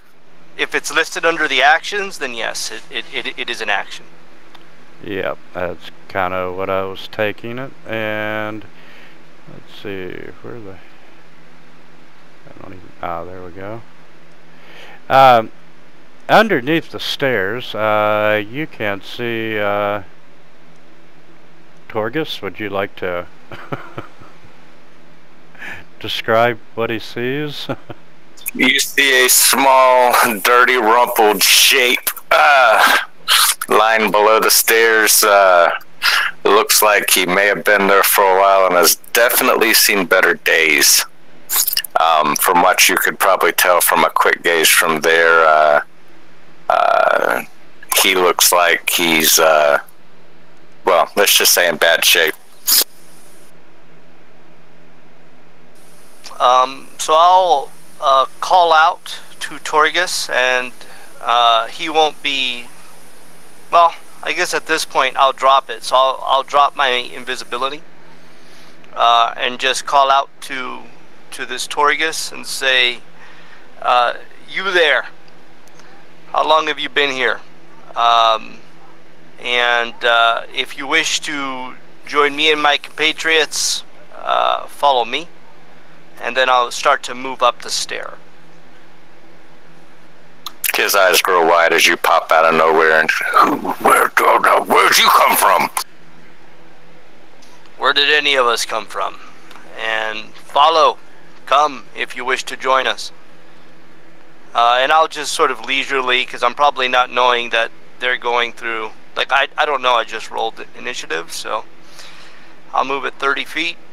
I guess my action would be to move again, so I guess I would move 60, but I'm not, I mean, unless that's running. If that's considered running, I'm just going to move in my casual pace.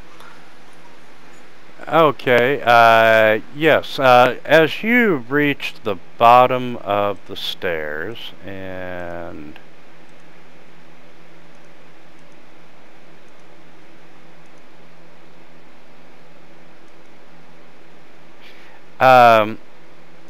the gargoyles start animating.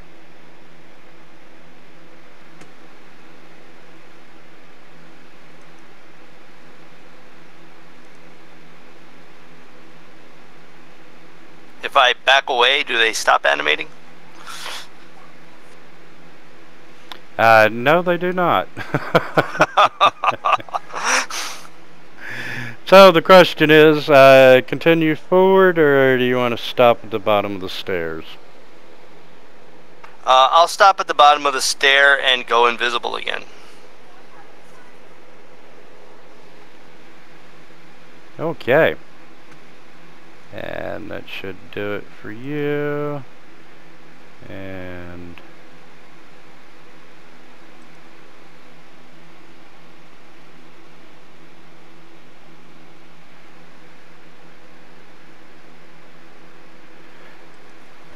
so they're normal gargoyles. gargoyle number 11 is going to jump up in the air, and he is going to fly up here to the top of the balcony.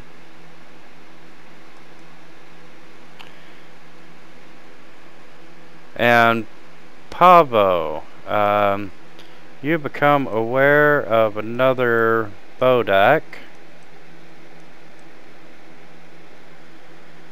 coming down the hall, and on his way down, fortunately, he sees Helm.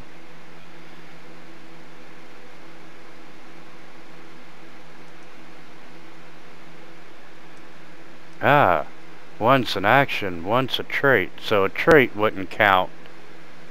Correct. If it's The trait counts for him at the beginning of the next turn. It happens at the beginning of the turn of the creature within 30 feet of him. That's the trait. Got it. It's like, I think the Medusa works the same way. And let's see, he's going to look at Helm, and Helm failed his saving throw, and you feel necrotic energy hit you, Helm. Would your spell still be up, Pavo? Yes, it would.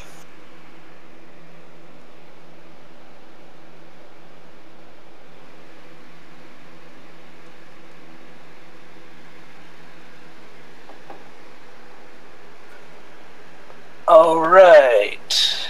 There's more than one of them. I am definitely running now. But first,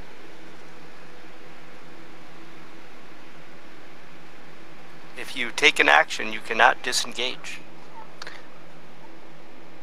it's okay. He's stunned. Ah, super good. He's going to take one regardless. Yeah, you'll take a attack of opportunity from the other guy though, Bodak 10. It's okay. I'll take it.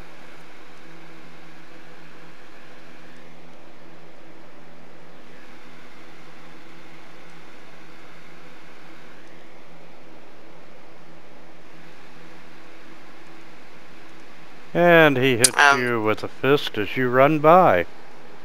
That would trigger my reaction, so I'll move the immovable rod out. Okay, and the door is starting to close, and at the beginning of the next round, it would be closed. And the lizard, you know, he's just scurrying into the room following Beldrak.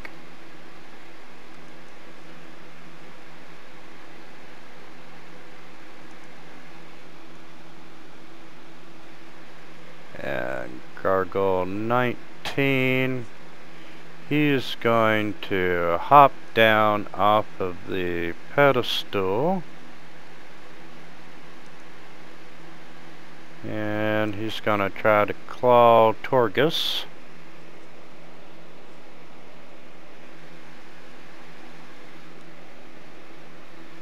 And yeah, he's going to try to claw him again. That one did hit.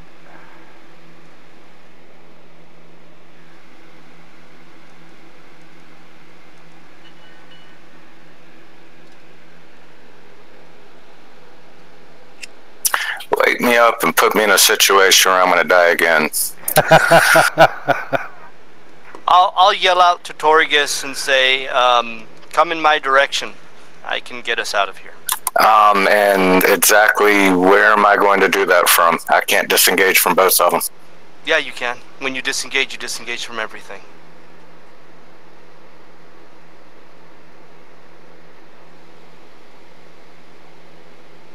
Unless I re-enter an engagement.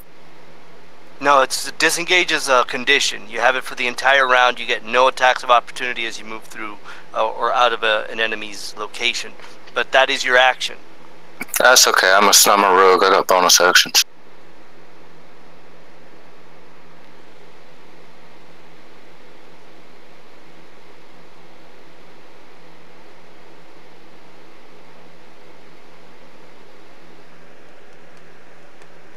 So yeah, I mean, as a rogue, you can disengage and then move and then use your action to dash, and nothing can touch you. Oh, I know. I'm thinking about other things real quick. Because the unfortunate part about flying bad guys is it doesn't matter where we run in this room to get into us. In this room. Exactly, and we've got to get by one to get to them. Alright. Disengage to there.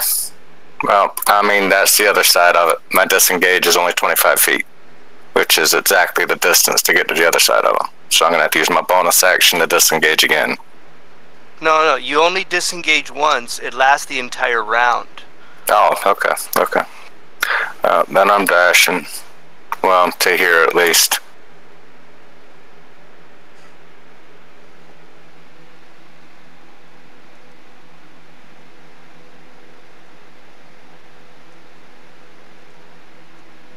Okay. Ouch. They hit hard.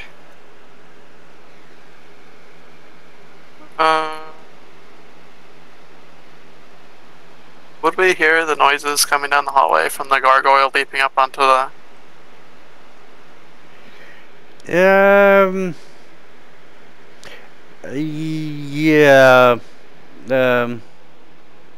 Well, no, I doubt it. He would just fly up and land. You know, you're good. Okay. Well, I think Beldrak's dead.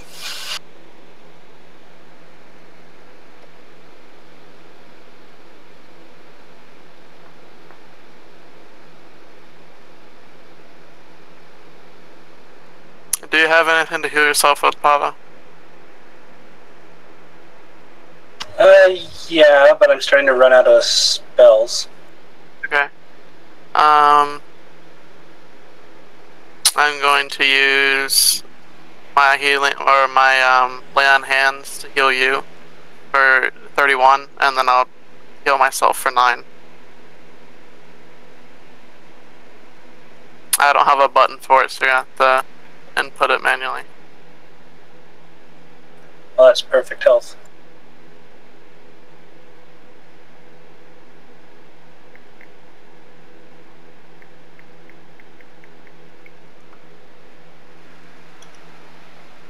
That is my action, and then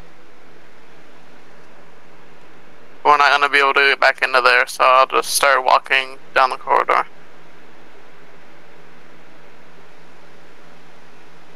Sounds like a plan.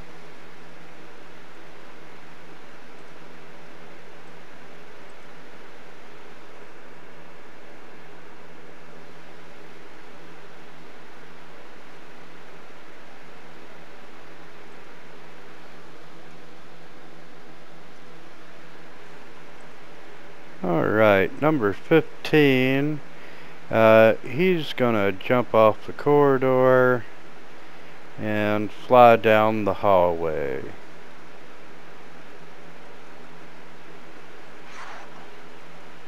And the Bodaks are no longer in play.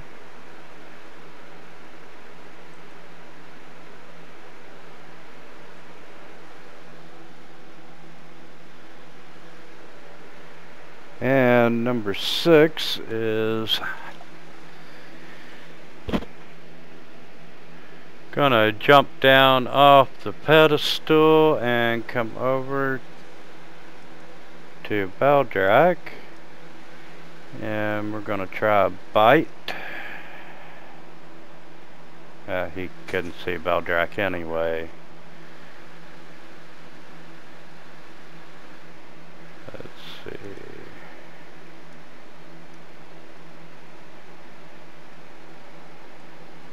Dark vision doesn't beat invisibility, does it?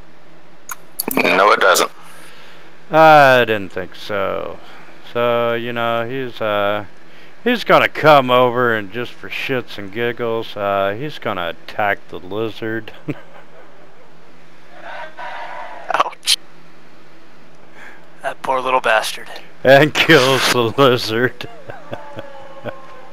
Alright, he'll take an attack of opportunity on me. He can't see me, so it'll be a disadvantage. But he can hear me, I guess. And I'll move to the other side of Torgus.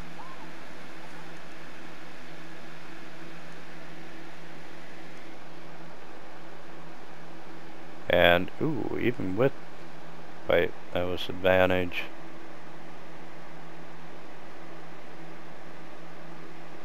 Oh, no, that was right. Oh, he would have got you either way.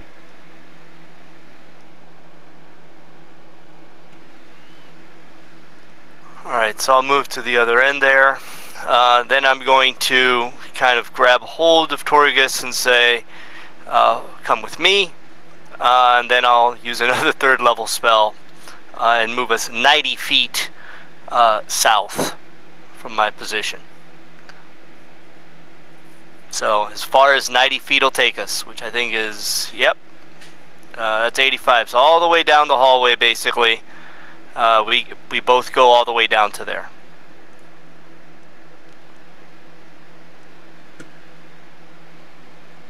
Good save. Hey, look, it's Beldrak. And at that point I am visible, so use an action to do stuff. So I'll say, everyone, meet, and I'll just sort of wave to him.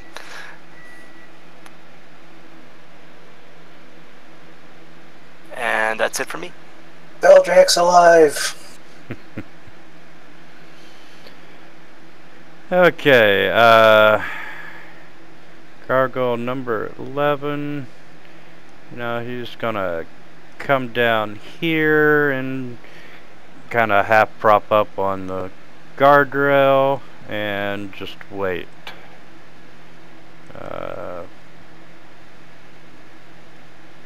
And technically, we're out of combat.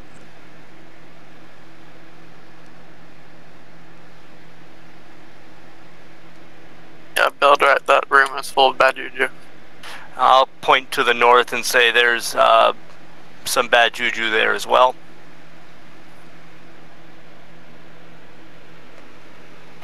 We wouldn't be out of combat yet. Oh, sorry, hold on.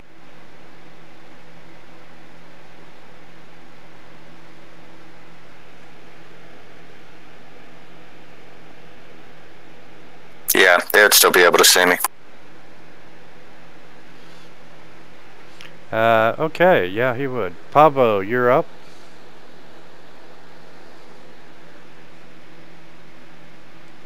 Beldrak, we thought you died.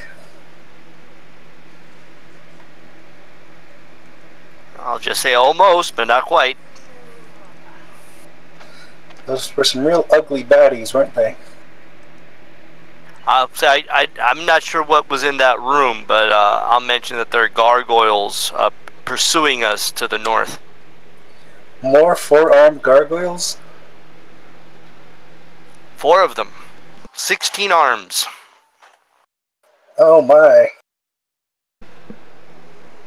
And 20 attacks.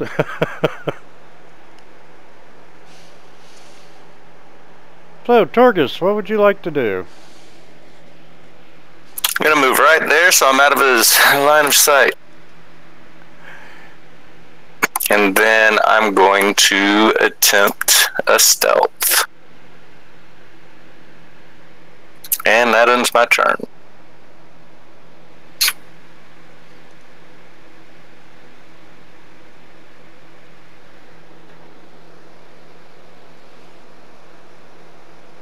Okay, truly we can be out of combat now because the gargoyle's not going to come down the skinny hallway after you.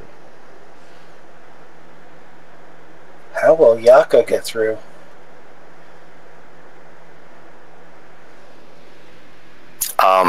Okay, well, to answer that question, answer 1, who cares? And answer 2, who cares? Yeah, Yaka just appears right beside Beldrak. Hey, man, those gargoyles almost got you. Nah, I was fine. Cool. Guys, this is a real good spot. If you don't care, let's take a 10-minute break. Sounds good. Understood? Cool. FYI, I might need to head out a little early today. I'm taking my daughter to the dinosaur exhibit, so around 10 or 10:15 or so, I'll have to head out. Okay.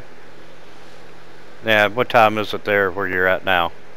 Oh, sorry, yeah, time zones. It's about 9:15, so in about an hour. Okay. Yeah, not a problem.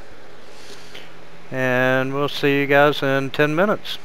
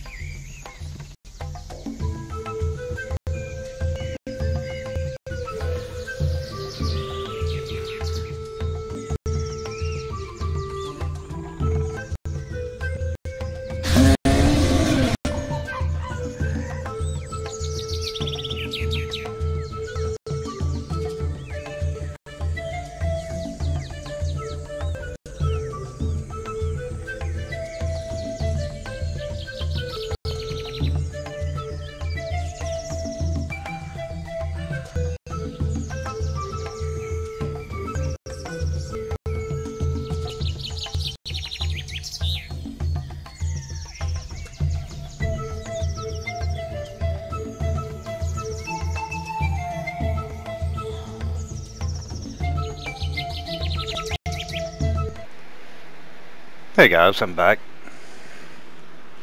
Welcome back.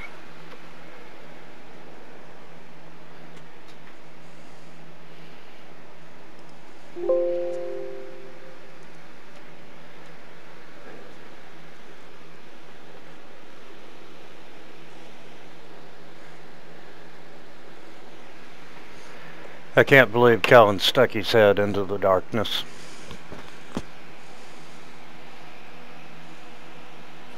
That was quite amusing. I didn't know that spell was actually a spell.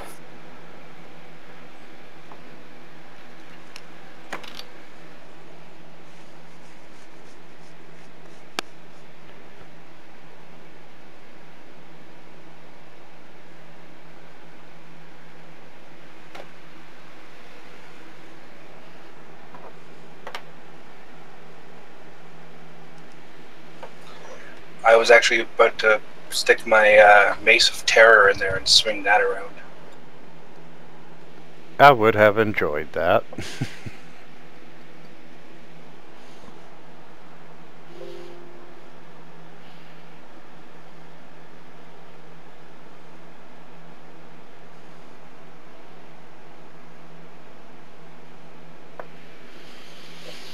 And Who are we waiting on? no one. We're good.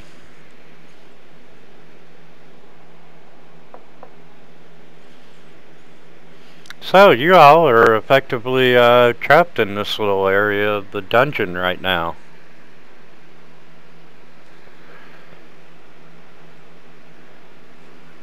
Well, I said we gotta fight our way out then. And if Unger Yep. was here, he would have already opened the door and released the bowed axe and along with the gargoyles.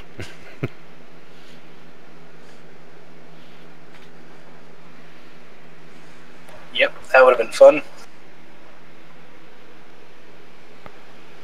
Alright, who's taking point? I'd figure that would be me. Or should we just poke at them from the distance? Either that or we take the boat axe. Which way do you want to go? Well, I'd rather take the gargoyles because there's no other way out of that room unless we go back towards the gargoyles.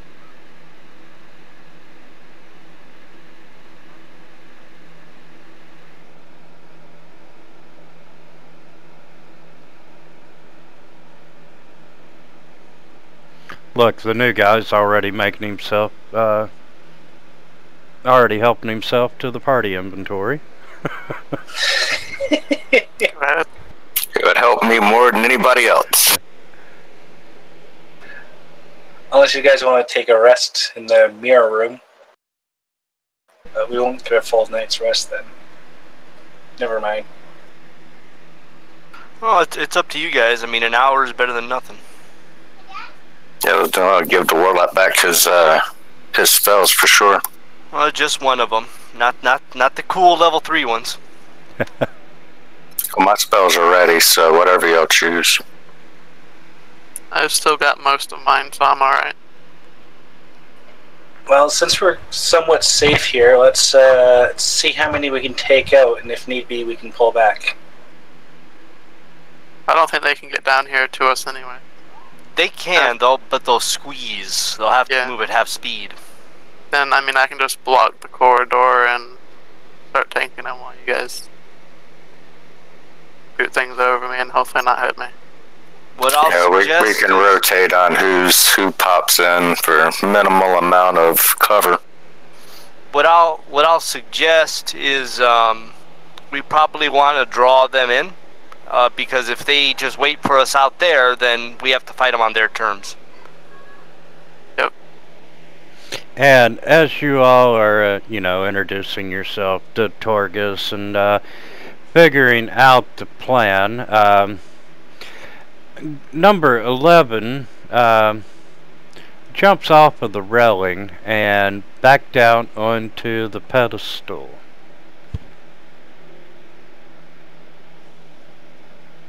Maybe they'll go back to sleep. And with that action, the other gargoyles start returning to their pedestals and becoming immobile.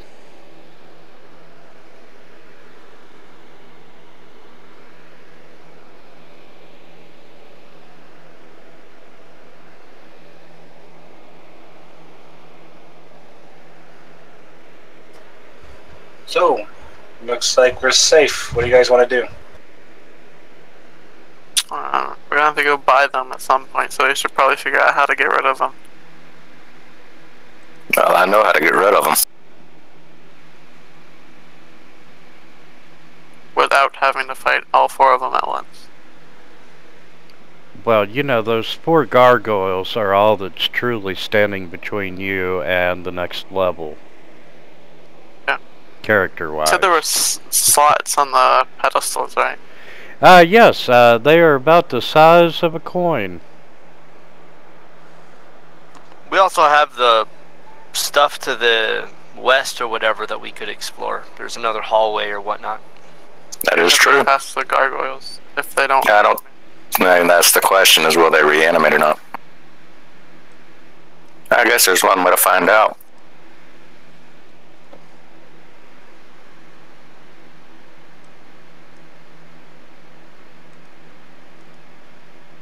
Okay. I'm the fleetest one here, so might as well. You're cautiously approaching the grand staircase, and nothing's happening.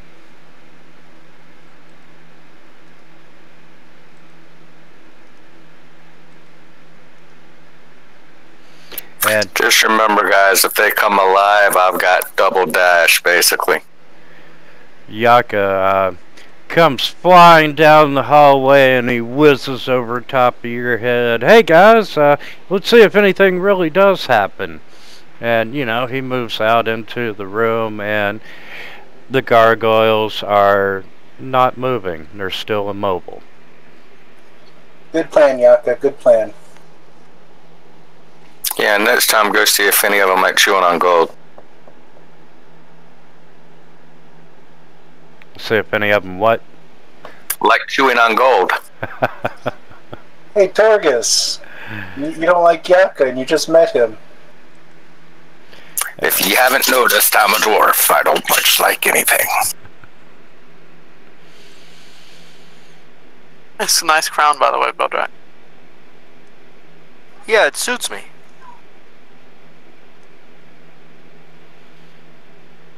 I figure he's like a noble, so he's wearing gems and necklaces, so.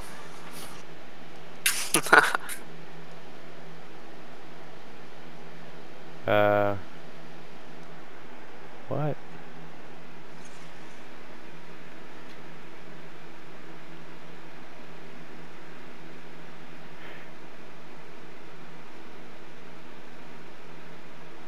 Okay, yes, down this hallway you can see a flight of stairs. There's a treasure chest at the bottom of the stairs, and it appears to open up into a much larger room. And you can see a sarcophagus in the distance. As of course I'm working my way down. What's that funkiness at the bottom of the stair? There's at the very bottom's a chest, and then the purple thing's a sarcophagus. Tiny sarcophagus. Alright, I'm gonna examine the chest.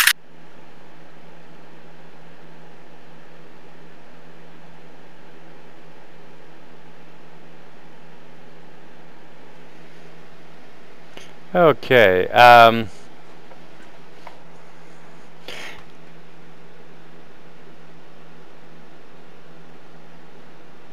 yes, it's a normal chest. You're not a. Let's see. Yeah, it's just a normal chest, and it is locked. But you're not seeing any type of traps. No traps. Let's see what's inside of her.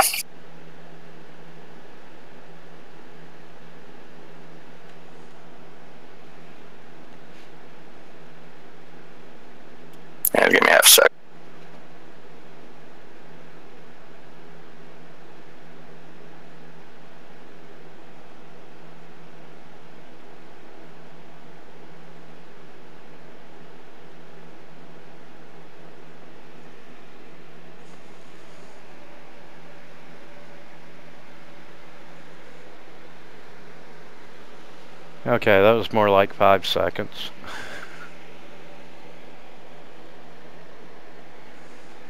Sorry, I had to set up a scope.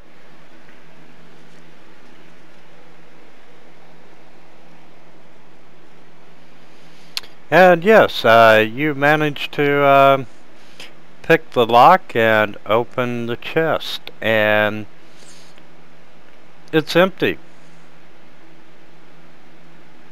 I hate empty chests.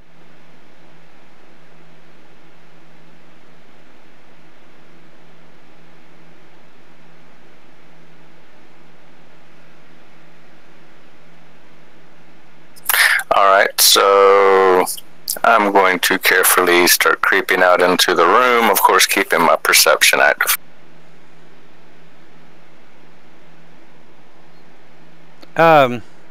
You know, let me get one more perception check from you. Alright.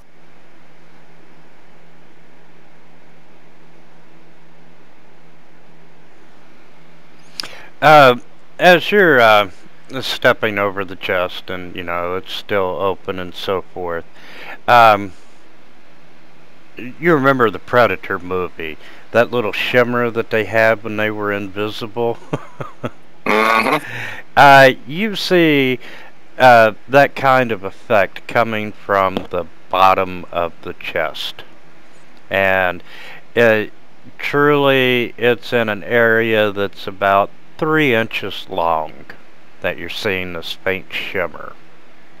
And it's right at the bottom of the chest, like inside the bottom of the chest? Inside the bottom of the chest. I'm gonna turn and look at him and say, "Oi! You got yourself a dagger." I have a warhammer. Gimme! Okay, I'll hand him over my warhammer. Now I'm going to touch the bottom of the warhammer because I'm not an idiot to stick my finger in there and, you know, get it chopped off. Okay, the hammer, it doesn't quite touch the bottom of the chest. It's like a half-inch above the bottom. Like it's sitting on top of something you can't see.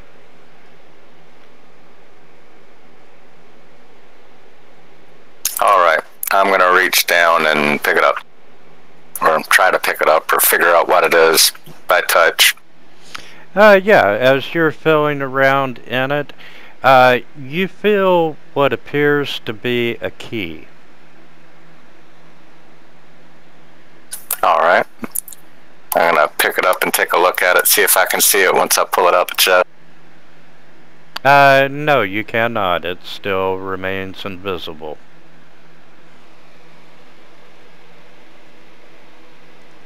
What did you find? Well, it feels like a key, but it looks like nothing. I'll suggest pouring your water skin over it, then rubbing it on some dust or something. Alright, I'll give that a try. I was actually going to see if I had sand in my inventory before you said that, or flour, but I don't. I'm pretty sure there's lots of dust around this place. Yeah, you pour some water and get it dusty, and you can see the, you know, it is indeed appears to be a key. Alright. So for now, I'm going to pocket the key. And take a quick look around this room before I step in.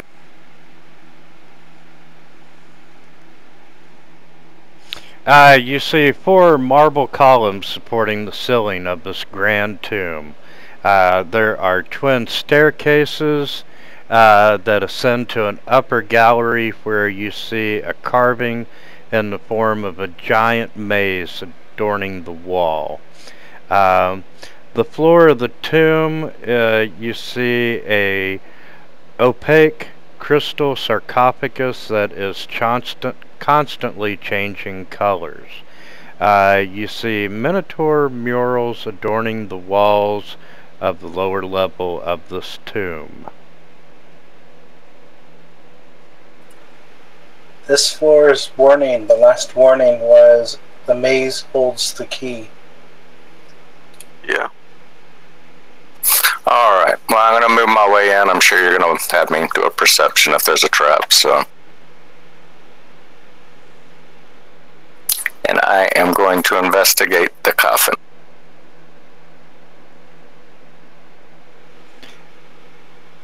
And let's see.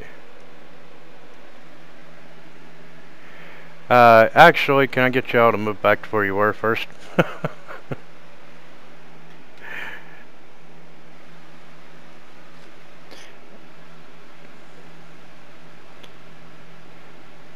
And let's see. Yeah, there we go. Torgus, would you like to make another perception check?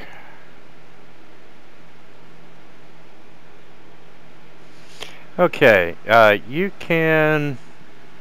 detect the presence of a trap.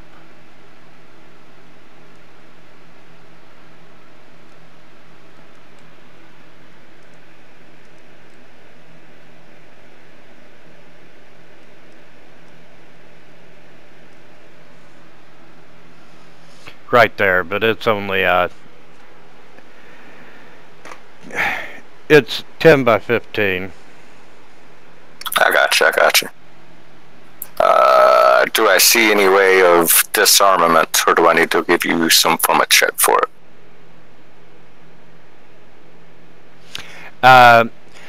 Yeah, you notice the unusual stonework and the faint smell of acid.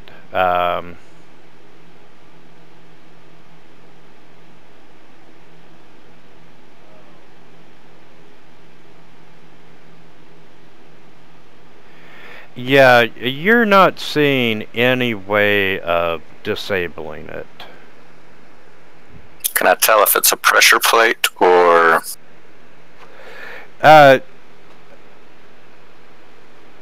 Another Indiana Jones moment here. It looks like the tiles will fall away.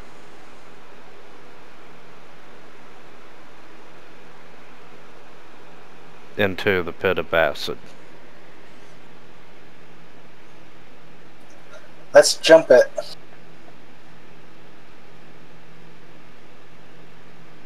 You got some extra strong legs, you go ahead. So there are these pillars, right? Are those pillars? Yes, they are. So we can attempt to use Mage Hand to tie ropes around each of the pillars, and then somebody holds them on one end, and we simply climb to the pillar and avert the fall away trap. I'm gonna run and jump since I was told to. No. Oh man. What's your strength? Oh, strength? Yeah, athletics doesn't do jumping. Yeah. It's just your strength score. It's running, it's 10 plus your strength bonus is your max jump. I think so if you want to get +2, you can only jump 12 feet on a running jump. I believe that's what it is, and then it's 5 plus your strength score for a standing jump, isn't it? I think it's your strength score itself. So if you do a running jump, you can jump your strength score. So if you have 15 strength and you do a running jump, I think you jump 15 feet. Yeah, there you go. So unless you have 15 strength, in which case you might make it to the very edge. Anything less than that, you go, ah. And well, I have 15 strength. Okay, you go 5. You land on that third square. Yeah, or actually, no, or would he land just past it? Yeah, he landed just past. He barely made it. Like his. Well, or would it be? Let me see. 5 is because if you jump 5 feet, you would go past the first 5-footer, right? So yeah, it would be just past it. I thought Winter said it was 15 by 10. Yeah, where the blue line is, you're safe. All right. It's 15 foot. It's 15 foot east to west and 10 feet north to south. So anybody that can jump over 10 feet can make it. Alright, well, I'll make a run and jump. I'll do the same. Well, I definitely can't do it, so I'll just be cheering you guys on. I'll throw you a rope. Actually, I'm going to jump back. I'm going to toss a rope out to Pavo to hold. I'll hold the other side and you go crawling across. Alright, and I'll, just to be extra careful, I'll use my rope to tie myself to the rope itself, so that way all I gotta do is just pull myself across. I don't have to hold my body weight. It's going to be on the rope just tied around my waist. Smart move. And so then I'll just shimmy across. And then I'll follow with a jump. Okay, so everyone's safely in the room now. And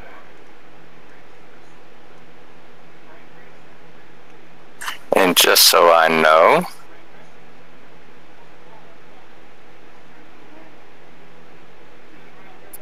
I'm just putting that there to remember there's a trap. not a problem. Okay, so you're in the room. What would you like to do?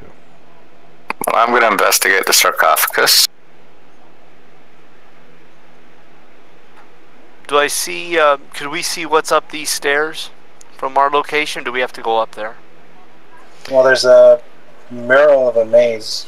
Yeah, you're seeing a carving of a giant maze adorning the wall up there. Was there a clue about a maze? Yeah, it's the last one though. The maze holds the key. So just shove the key in the maze. Is there a Okay, keyhole in the and the sarcophagus, Torgus, once again, it's an opaque crystal sarcophagus that is constantly changing color. However, you do notice a tiny keyhole carved into its lid. And every 6 seconds, the sarcophagus is shifting through this repeating pattern of blue, gold, purple, green, red, black.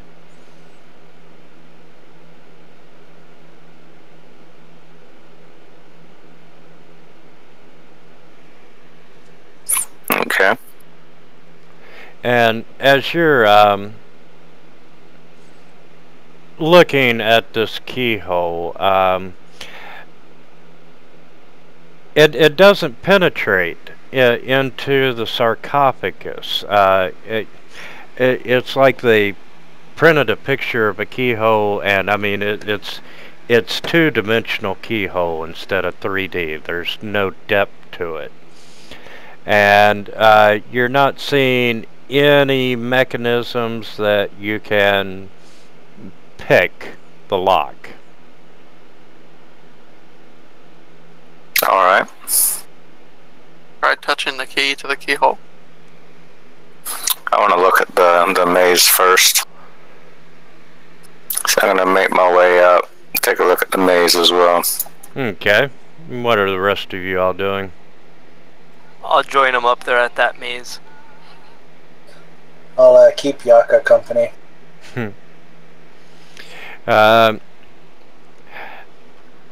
Looking at this intricate carving, it's shifting before your eyes, and the configuration is ever changing. And you notice the maze has no exits, and the corridors are lit by tiny torches and clouded by fog.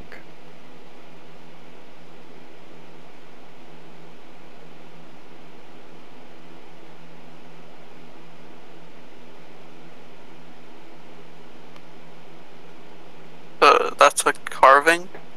Yes, it is a carving.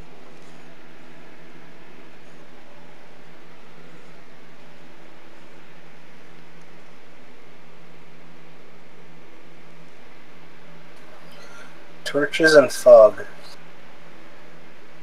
I mean, we already have a key, so I mean...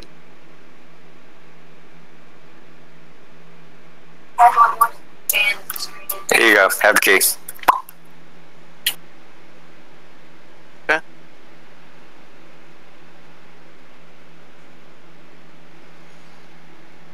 Okay, Helm, the invisible key that you have doesn't seem to match the keyhole design. I tried touching it anyway. And nothing happens. Let's try it up here on the maze. I'm gonna investigate these pictures of Minotaur. Okay. And, Pavo, they're, minotaurs and just, all different kinds of battle poses and... Alright, just want to look at them. Okay, Helm. You touched the key to the carving and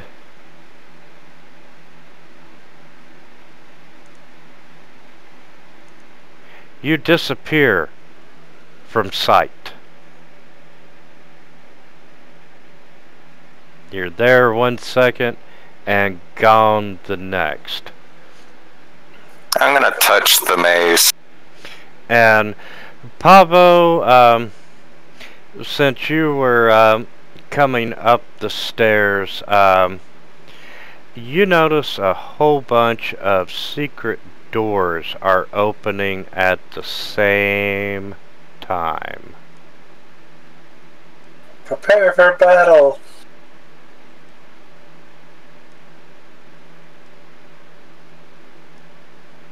Oh, that's a lot more than I thought. And let's see.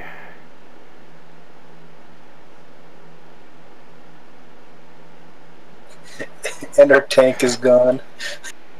All these secret doors start opening, and you hear noises of bones clicking together, like they're reforming. And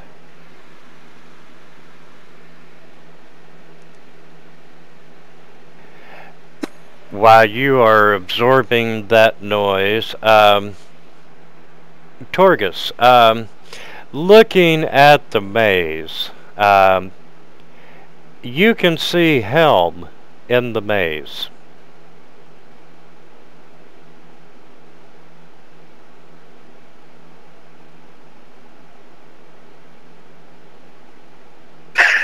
Well, guys, we can try to enter the maze with Helm, or we can sit here and find out what the noise is coming from these rooms. And that's even if we can get into the maze. And the noise is getting louder and louder and louder, and you see the skeletons of minotaurs starting to reassemble in each one of the I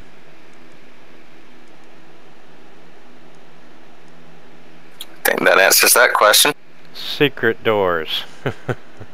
I say try the maze. If not, let's have a battle. I reach back and touch the maze, see if it'll port me in. Yes, and Torgus, you disappear. What say you, Pavo? Well, it's now 2 against a hell of a lot, so let's go for it. Well, you know, we can all roll up characters. I'll hit the maze. Same here. Okay, and you all disappear from the tomb here, and you find yourself standing within a 15-foot high passageway, and it's all smooth, featureless stone. You see torches. You're surrounded by fog. Um, there's no ceiling.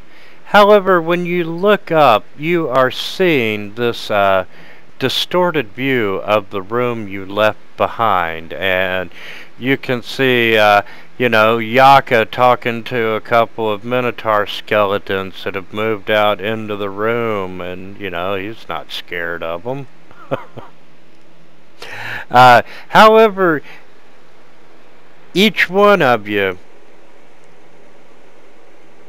you don't see the other one. It's like you appeared in a part of the maze only by yourself. Okay, I think this might have been the wrong choice.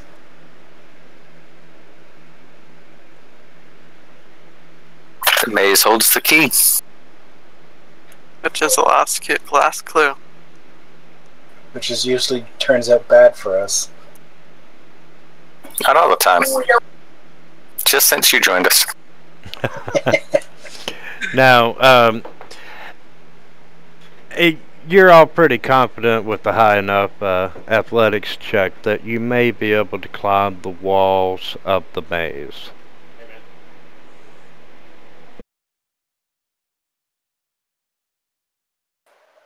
Yeah, I'll give it a try.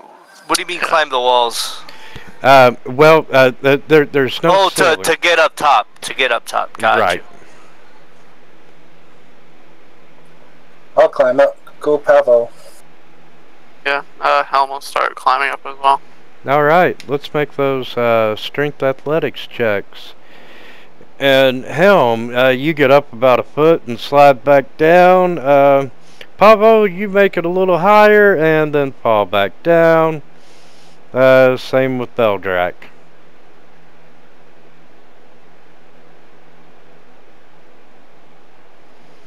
And Torgus, you start climbing up and you make it almost to the top and you slip. At least now I know what the DC is.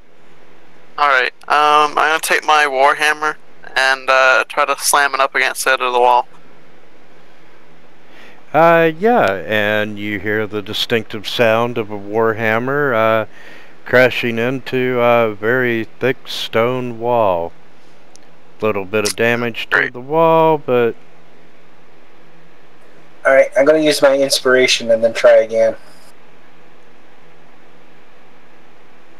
I'm going to use my Staff of the Python to turn it into a giant snake, and then I'm going to have the giant snake boost me up the wall and have it go back into being a staff.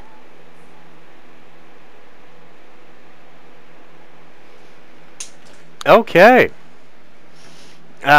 You make it up to the top of the maze there, and suddenly you find yourself back in the tomb room with all those minotaurs. Damn it. I go back into the maze. I don't want to fight them by myself. So I'll see if I can't go back there in a location. Could I see like little people running around this thing, or how does that work? Yeah, you can see everyone who's in the maze is represented in the carving.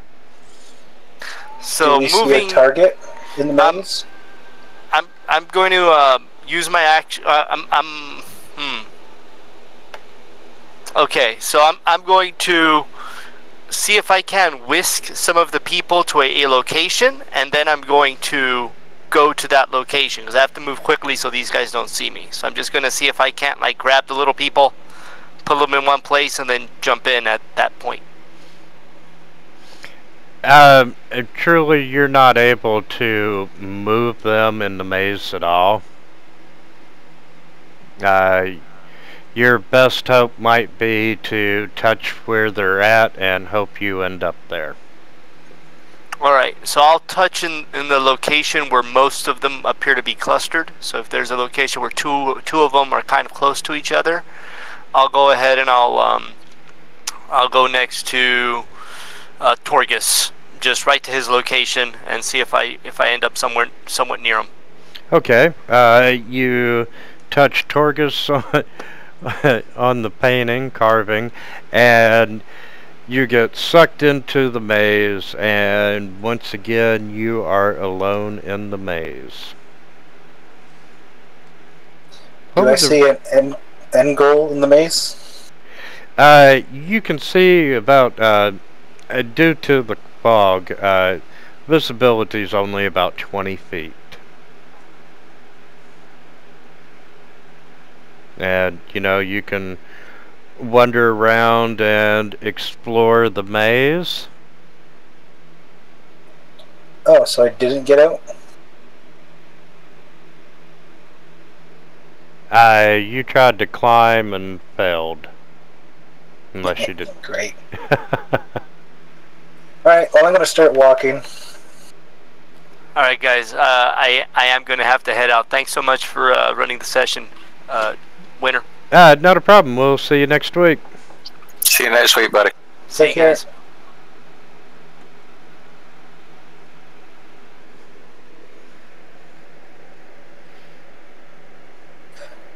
Alright, I'm going to start walking in a direction and always stick to the left-hand side.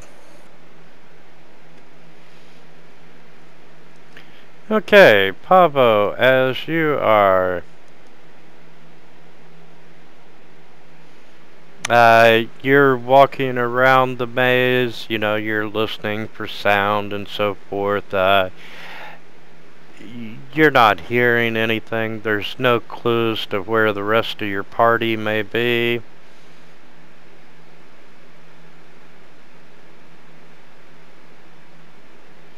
What are the rest of you all doing?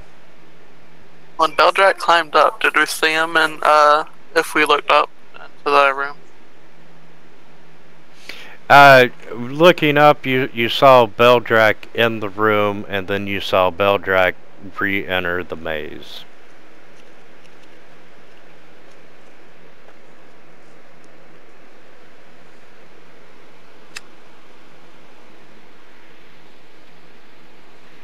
Okay, well, I'm going to cast Thundering Smite on my Warhammer and hit the wall, and basically there's a giant crack of thunder that's hearable within 300 feet. I'm going to continue searching the maze.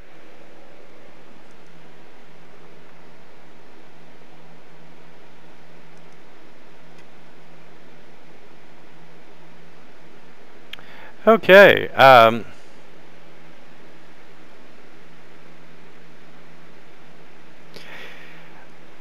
yes, something catches your eye, and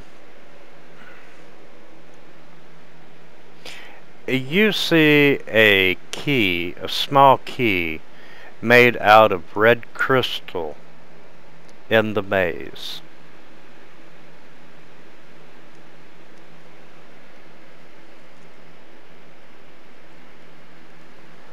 It's just lying there on the floor. Alright, I'll pick it up. Okay, as you pick it up, you are instantly teleported back into the main room beside the sarcophagus. Pavo and Helm? Did they hear or I figured I wouldn't know, but... Pavo, you do hear this crack of thunder that seems very out of place in this maze. I'm going to walk towards it. Could be going the wrong direction, but I'm going to walk towards it.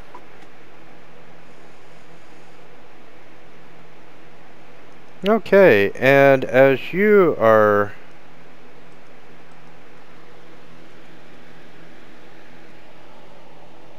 make a note here.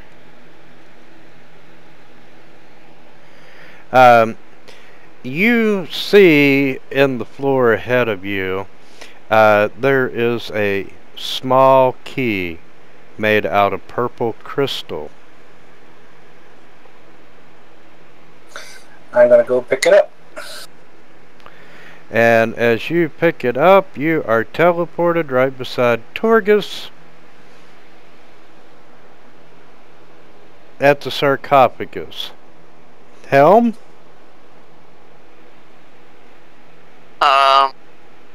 I would be waiting for someone to, like, I don't know. I'm gonna explore a little bit down the, like, peek down the corridor, see if there's any other ways, to go. Yeah, you, start moving down the corridor, and you find a blue crystal key in the floor. Okay, I'll pick it up. Okay, and as you pick it up, you are teleported back outside beside the sarcophagus. And we will give Beldrak a green key. And he gets teleported beside the sarcophagus. So, you all are out of the maze, back in the tomb room. Each one of you has a crystal key.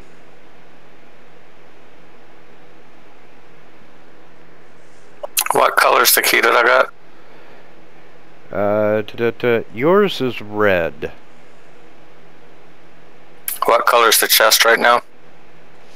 And just so I can keep track, I'm just gonna run round counts.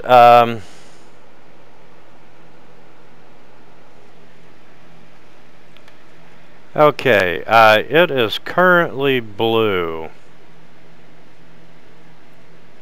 Well, if I'm out, I will quickly touch the key to the sarcophagus. Okay, you got blue key. Okay, Helm.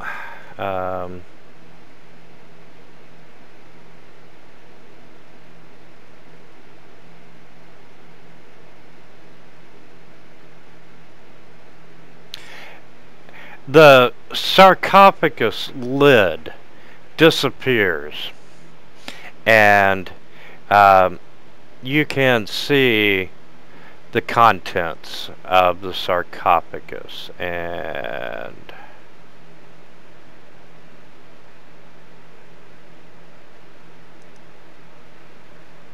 just as necessary, and party sheet, inventory. You had the blue key.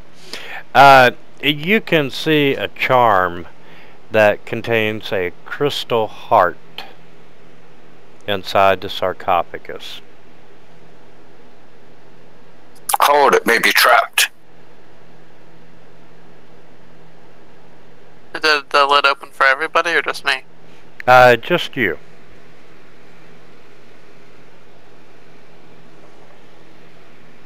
Okay. Oh, so only you can see. Okay. Yeah. Are the minotaurs still? Yes, the minotaurs are, let's see,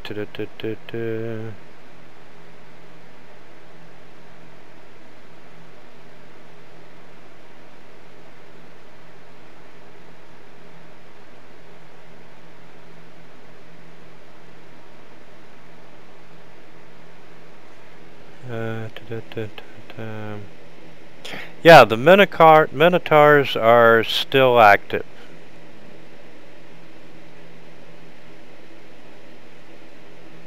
Okay.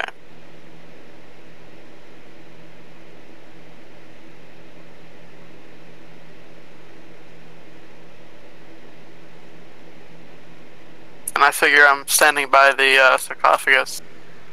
Yeah, you didn't bring his icon back. Yeah, I was just working on unhiding him. A lot of crap in the combat tracker. So yes, you do see this amulet down there, this charm, and you can tell that the sarcophagus is getting ready to change colors. I want to quickly reach my hand in and grab it.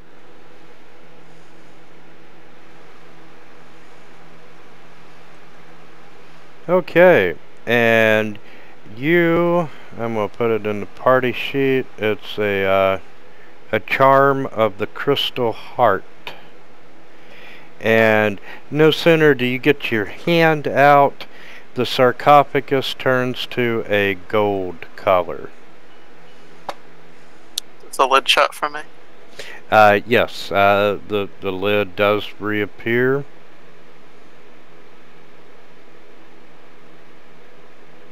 Who picked up gold? Anybody? Nope. Nope. And then it turns to purple, which is Pavo. So the Minotaurs are still not doing anything?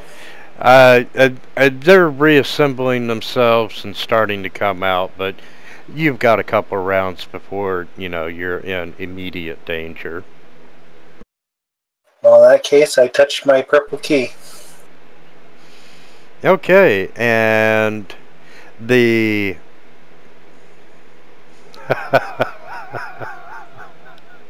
love it when you laugh. The sarcophagus lid turns translucent, and inside you see a charm. I'll pick it up. And the reason I was laughing, Kellen could have used this. This is a charm of the maimed. This charm allows you to regrow a lost appendage or organ, such as an arm, foot, eye. That's funny. Well, it's reading the description. Yeah, I don't think it would work after the head goes off, though. Yeah. And an organ, yeah, I guess the head is considered a limb, but And as you pull it out, the sarcophagus lid reappears and it changes to a green color. We don't have that one. Which is Beldrak.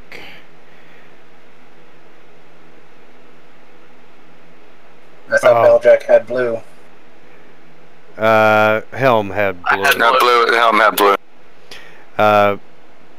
Beldrak sees a charm in there and he grabs it, and the sarcophagus lid goes back being solid, and it changes to red. What Beldrak That's me. got was a charm of the swollen hag. And what this charm does, it allows you to spit up a frog as an action. The frog understands you and obeys your commands. It's an anti-Yaka. And then it turns red, and I hit it.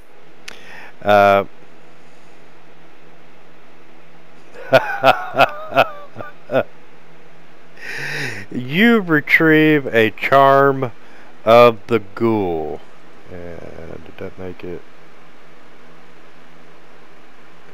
The charm of the ghoul allows you to use an action to eat a mouthful of flesh from a humanoid that has been dead no longer than a day. When you do so, you regain 3d8 plus 3 hit points. Yeah, at least I won't go hungry. Sad part is there's still 2 keys in there. Or 2 colors we don't have, or 3 colors we don't have. Can't worry about it now. Well, since the inventories are all put back together, should we just start disassembling them? I was going to say we get into a defensive position somewhere. Fight on the stairs? Yeah, they can circle around us on the stairs. We're going to have to take a corner. Because we're not going to get, we can't give enough time for Beldrat to get across that pit. Yeah, I meant the big stairs. Not the Yeah, no, but they can just circle around us up the other side of the stairs. You can go visible. But only 2 of them can attack us at a time. With 1 tank. How's your AC?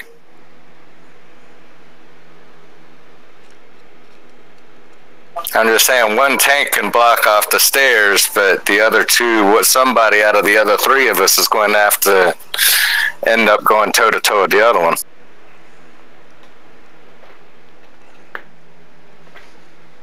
Now, are all the rooms that they're coming out of all connected, or just into the main room? Yeah, they only open into the main room. They're not connected in any other way. Well, there's 4 of us. We can hide in one of the rooms. That's still leaving 1 person open. For them to get out, both doors have to open up in that room, so... Well, I'm semi-tanky. I'll have to drop my enchantment on Helm. And out of character, you could send Beldrak back into the maze. Oh, he's invisible anyway. And jump the pit.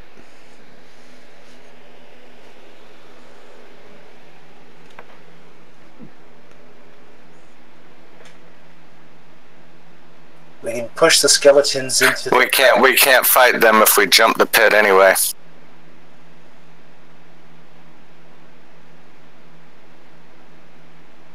Do we notice that door on the right?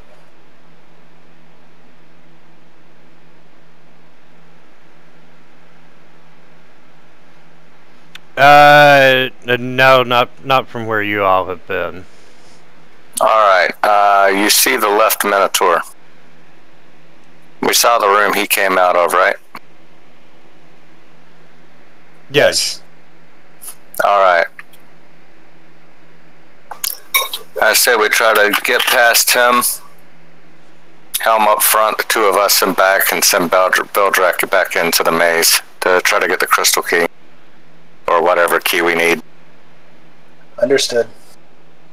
I mean, it's the only way we can... The 3rd person's what was hurting us, the 4th person, excuse me. And I have less damage, but that's alright, we'll survive. Alright, so what we're attempting to do... will you unlock tokens real quick, please? Yep.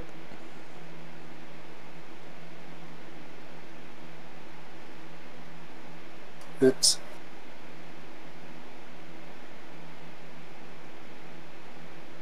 Trying to put the 2 of us back there with Helm basically blocking the door off.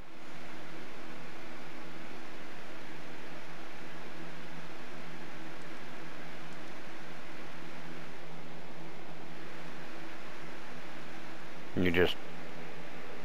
How are you getting by the Minotaur? I'll do an acrobatics check if I have to. Yeah, I'll let you have it. I can't move my token, so... Oh, sorry. There you go.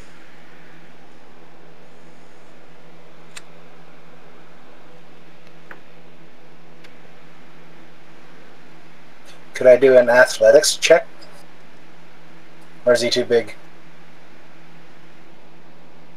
I just rolled between his legs. You know, I'm a little dwarf. I'm a hulking Goliath. If I had a shot to try to knock him over, I guess. Push past him. Yeah, you can do that. Do the same then. And you were able to push past him into the room. Party time, gents. Let's have some fun.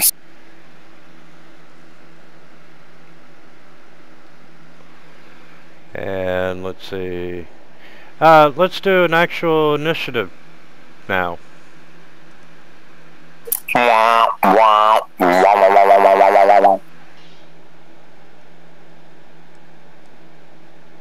Gargoyles coming to eat us now. You gotta watch out for those stray gargoyles. And I'm gonna leave Beldrak out of the fight.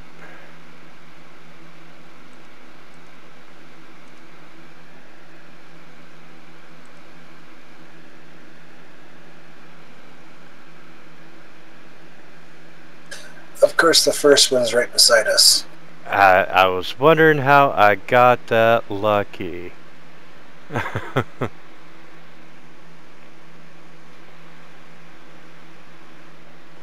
And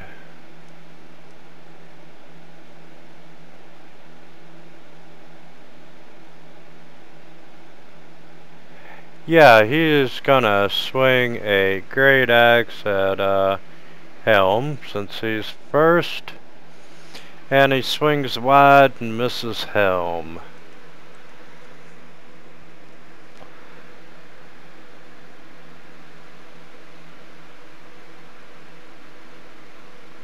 Oh.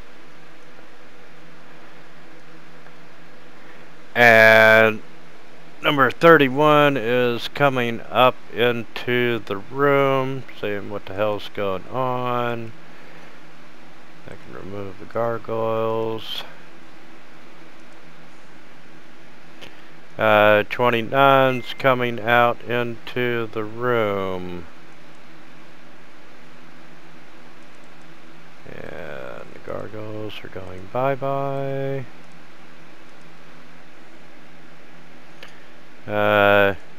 24 is gonna walk over and he is taking a swing at Yaka, and Yaka's just bebopping out of the way and laughing.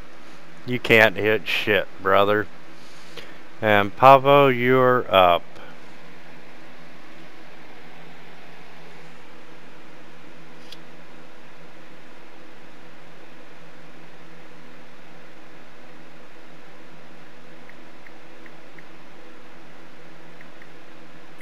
Okay, casting Shield of Faith on Helm. And casting Guardian of Faith right next to Helm. Hold on. No, wait, no, sorry. Shield of Faith. Spiritual weapon. Well, hold on. You can only cast 2 spells if one of them's a cantrip.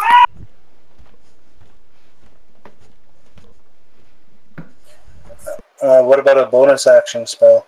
It doesn't matter. One has the way. If you do a regular level spell, your bonus action spell can only be a cantrip. It's the only way you can cast 2 spells in a round. Alright, well then I just sit quietly. You cast some Shield of Faith on me. Shield of Faith is bonus action, so I'll cast the flame. And I've still got mine on me, so... Oh, you've already put it on, never mind.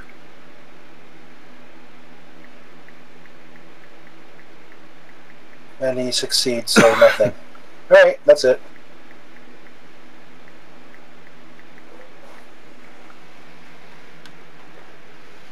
Okay, Beldrak's out.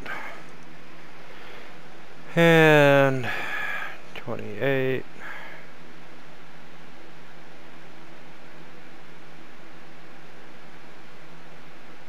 Maybe we'll get lucky and one of them will get a freaking roll of a natural 20 on damn Yaka over there.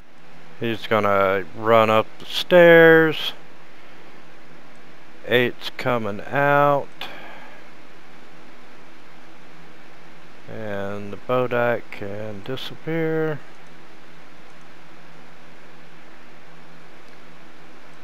Gargoyle is gone.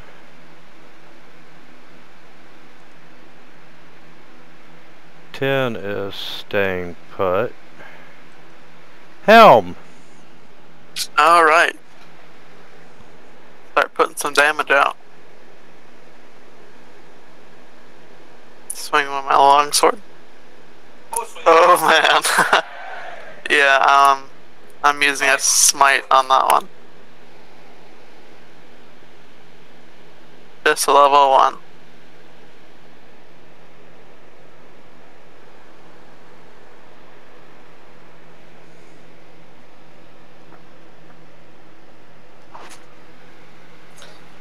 Look at all those dice.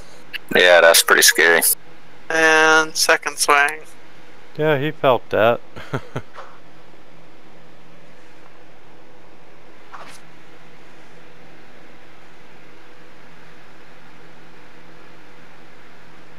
$57 points of damage, not too bad for a round. For a person who, Alright, as my bonus action, I am going to mark Minotaur Skeleton number 22. Actually, wait a minute. That's the only one I can see anyway.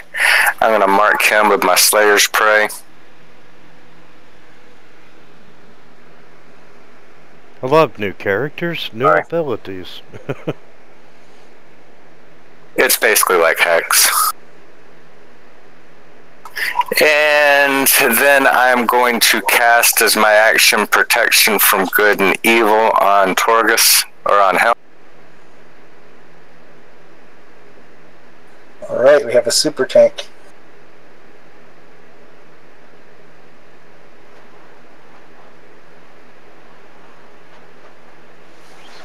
And that did get on you, right? no, that went on you. I can do it myself if you want me to. Yeah, clear that off of me, please. I'm sorry.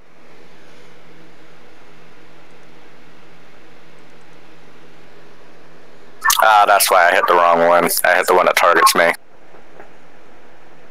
I'll put it on you, Bill. There we go.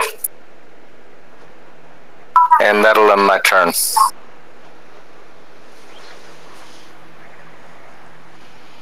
Alright, 15. He's a super tank, he's super tanky, yeah. Well, he has +3 AC, resist all, All attacks on him are at disadvantage from evil characters. and +4 saves. So yeah, I think he's pretty tanky. Okay, let's see how tanky he is. And pretty damn tanky. And, you know, he is not an idiot. So he's just gonna end his turn.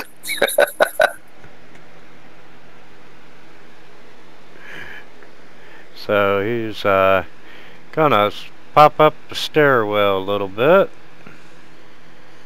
And, you know, Yaka's just flying around, making snide comments at all the Minotaurs. It's like, you know, these guys are gonna whoop your puny little asses. And just getting the skeletons nice and enraged. And, you know, another one swings at Yaka and misses. And You know, theoretically speaking, they're undead Minotaurs. They are idiots. Yes, they are. Well, I was more meaning along the lines of skeletons and zombies are more considered mindless undead. I'm just waiting for one of them to fall down that trap. And 29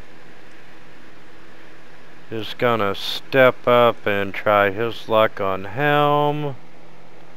Nope. It couldn't have given me reach.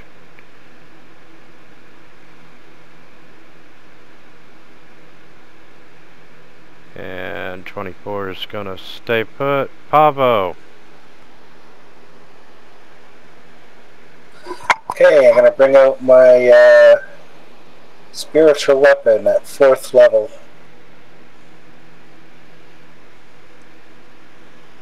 Right next to me.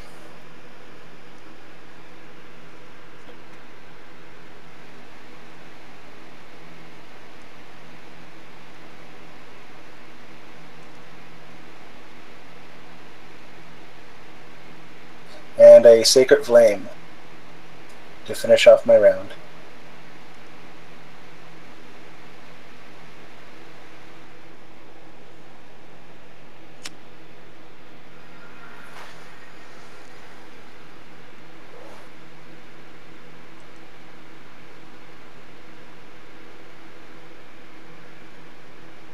And 28 staying put. 8's gonna move up to the bottom of the stairs. 10 staying put. Alright, I will see if I can finish off number 22.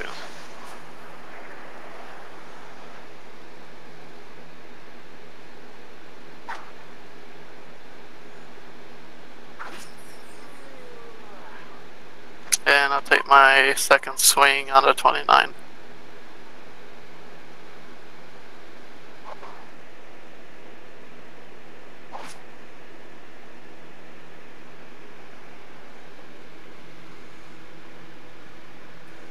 Yeah, I think this room's pretty easy. Don't go counting your chickens before they hatch. And 30's gonna move up.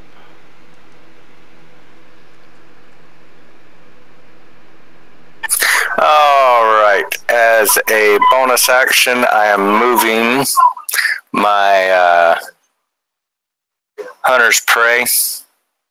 Where's dead Minotaur at? He had it. Don't matter, I'll just put it on him.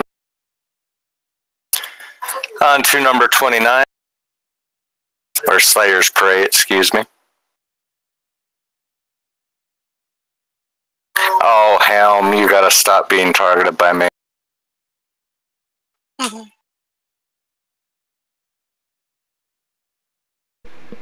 Alright, thank you.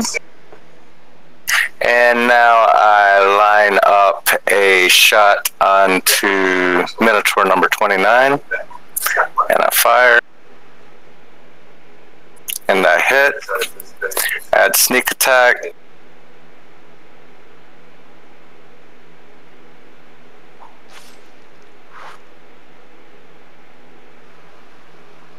Be even better next turn.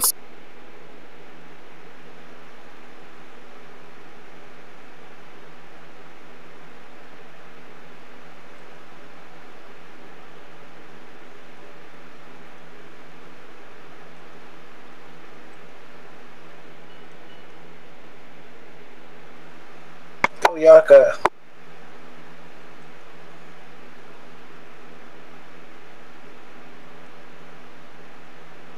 He comes down and swings again at Yaka and misses. Come on, roll that 20. I'm cheering him on. Go, Minotaur.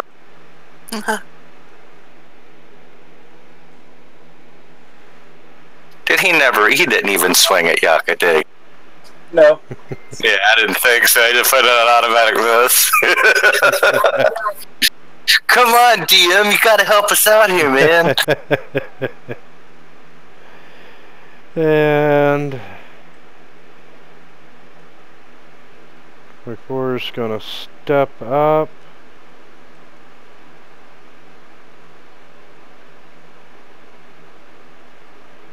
Pavo, you're up. I'm gonna move my Sacred Weapon.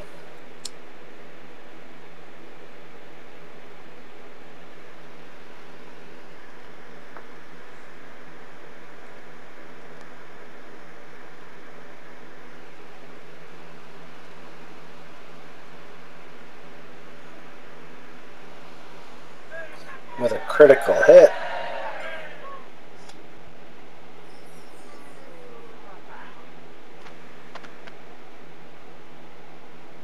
And I'm going to go all out and cast Guardian of Faith right above Yaka.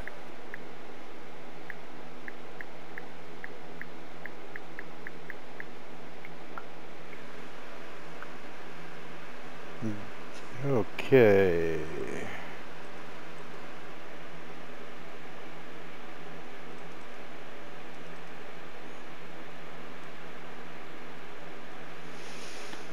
There is your guardian.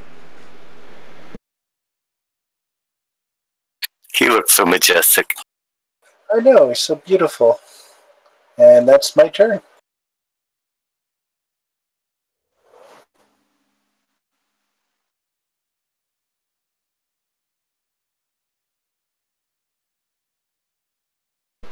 '28 staying put.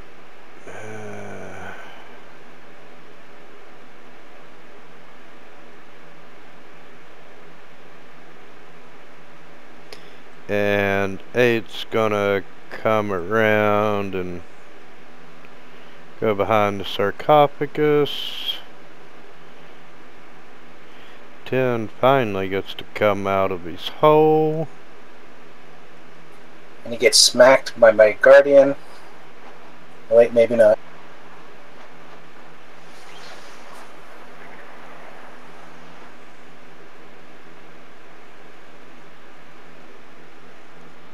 We have to roll a save when he enters the Guardian.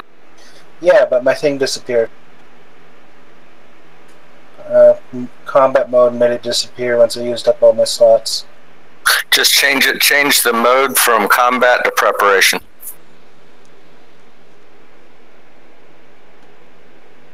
There you go. Right. I'll just They only take that damage once, winner. Okay. Oh, he already received it, I think.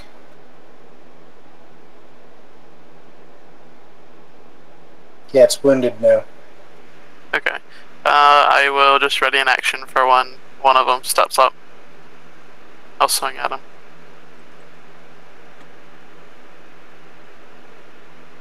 Okay. 30 starts his turn in my Guardian's position.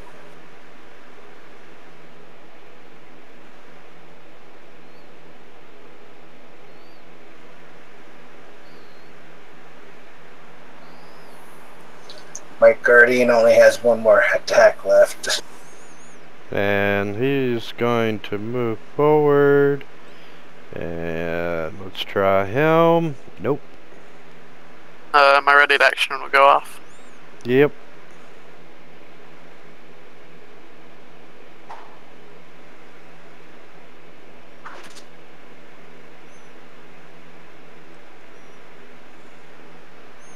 Alright, I moved my Slayer's Prey over to him. I'm not even going to bother putting the piece on him. I'm just going to roll it on myself. Can you also turn it off of Helm? Nah, it's not going to hurt. It's just a notation. It doesn't do anything to him. Alright. Yeah, it just says, yeah, he has Slayer's, but that's usually what I do if I have a target that's marking him out. It reminds me to put my buff back on, because my buff goes away every first damage of the round. I attack. That's a hit.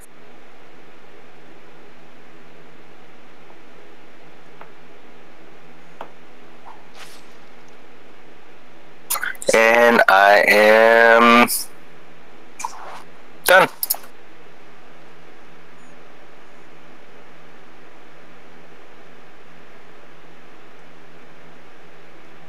And 15's gonna move up.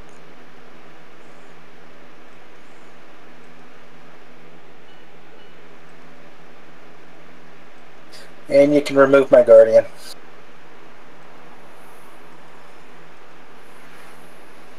And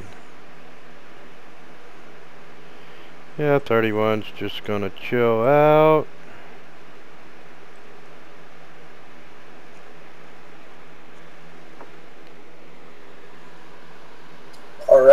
Bravo!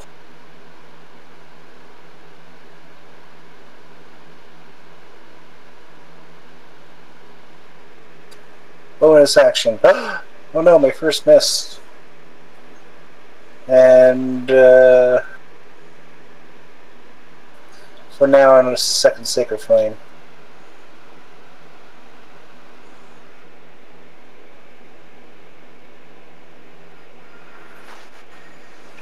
Just keep hitting, just keep hitting.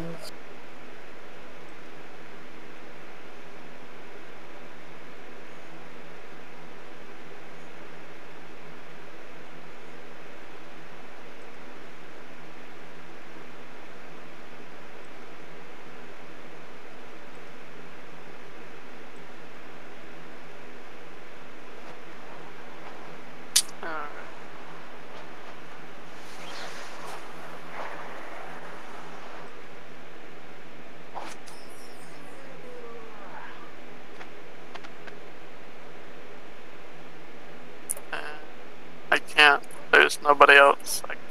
So.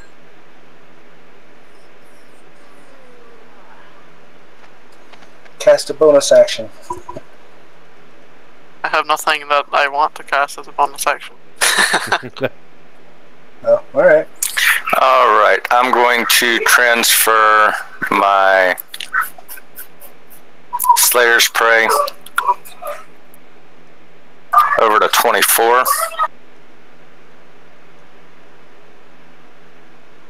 And I'm going to attack him.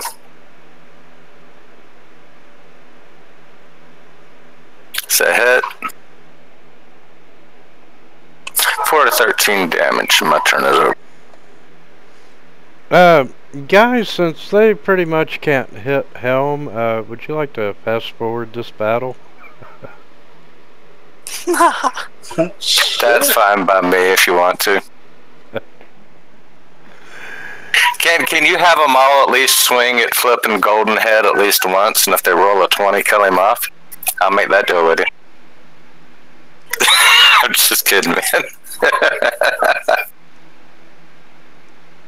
Yeah, close.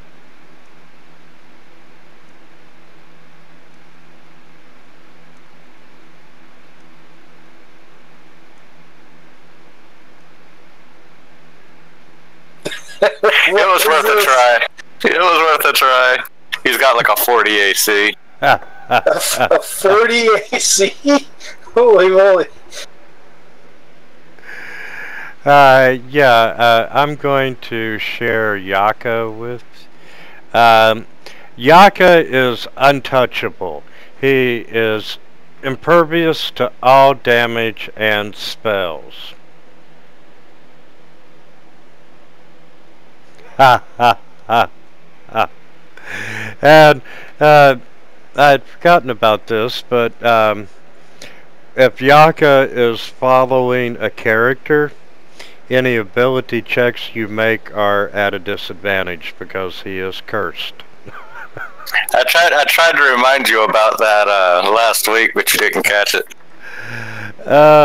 Yaka. Yeah, Beldrek's going to be unhappy when he finds out about that one.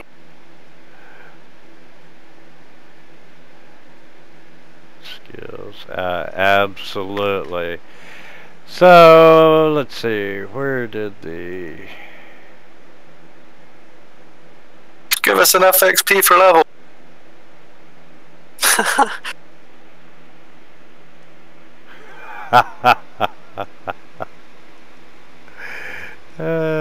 nope. Yeah, I kind of figured. We came close. Well, yeah, you know, let's see, there's Unk's tomb.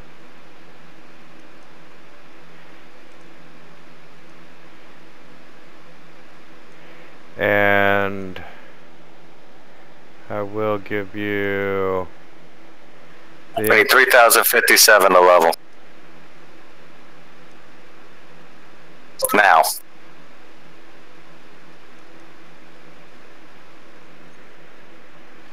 That's still shy. Yeah, I can't give you the gargoyles because you haven't defeated them yet. It's alright. It is what it is.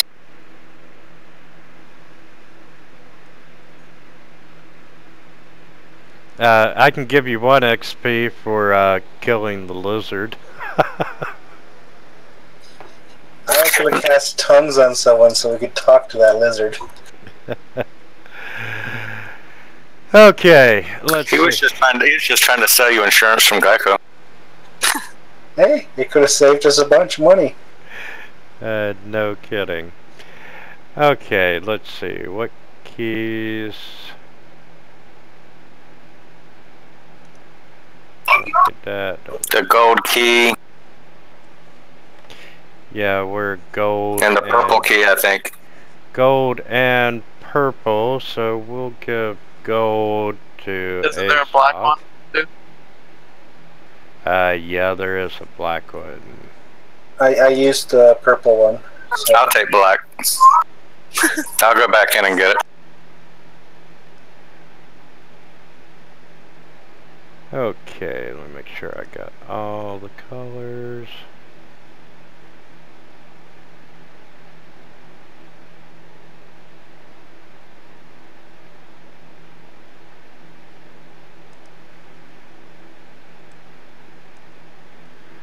Okay,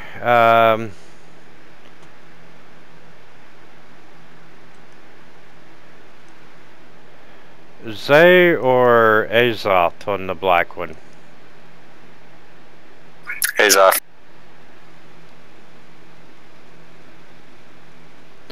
Yeah. Wow, that worked out well for him. He found a charm of 9 lives. Yeah, that'll work well for him. In certain situations, and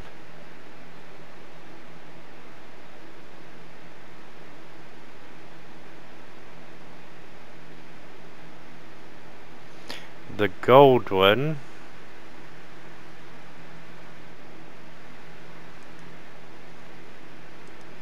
goes to Zay.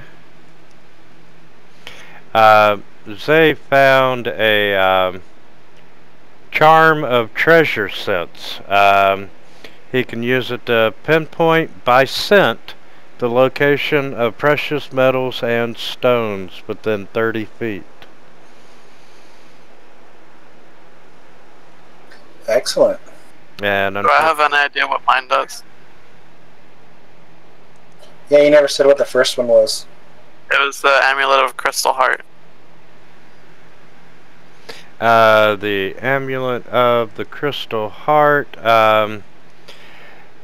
grants you immunity to piercing and slashing damage from non-magical attacks.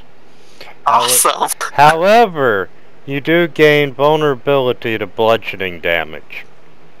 Ooh. Hey, 2 out of 3. That's pretty good. And Okay, yeah, that's actually pretty good. I'm just gonna drop all that. That's the key. Yeah. I need to mark down who got the treasure. I've got the keys.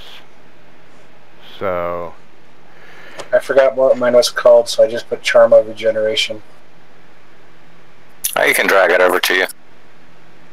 Or put it in the party inventory and just get it from there. yeah, I'm marking them right now. Charm of the Crystal Heart went to... I got the charm of the gold, so I'll go ahead and just take it. Named. That is Pavo. Swollen Hag went to Valdrag.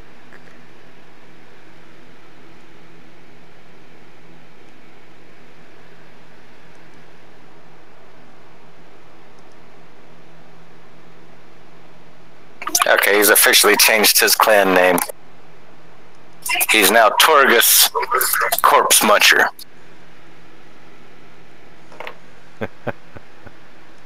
So are these one-off charms? Or we don't know? They vary, and if you pull up the party inventory under charms, you'll see everyone's name on them.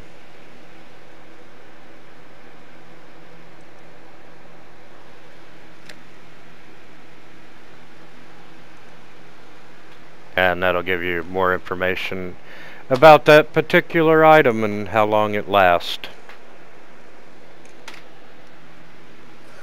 Well, good thing we used Kellen's arm. We don't need to use my main charm yet. Yeah, he's waving at you from the afterlife. Yeah, okay, so this amulet only lasts for 10 days. Which doesn't really matter. Well, it'll be done by the time you leave here. Yep. You hope.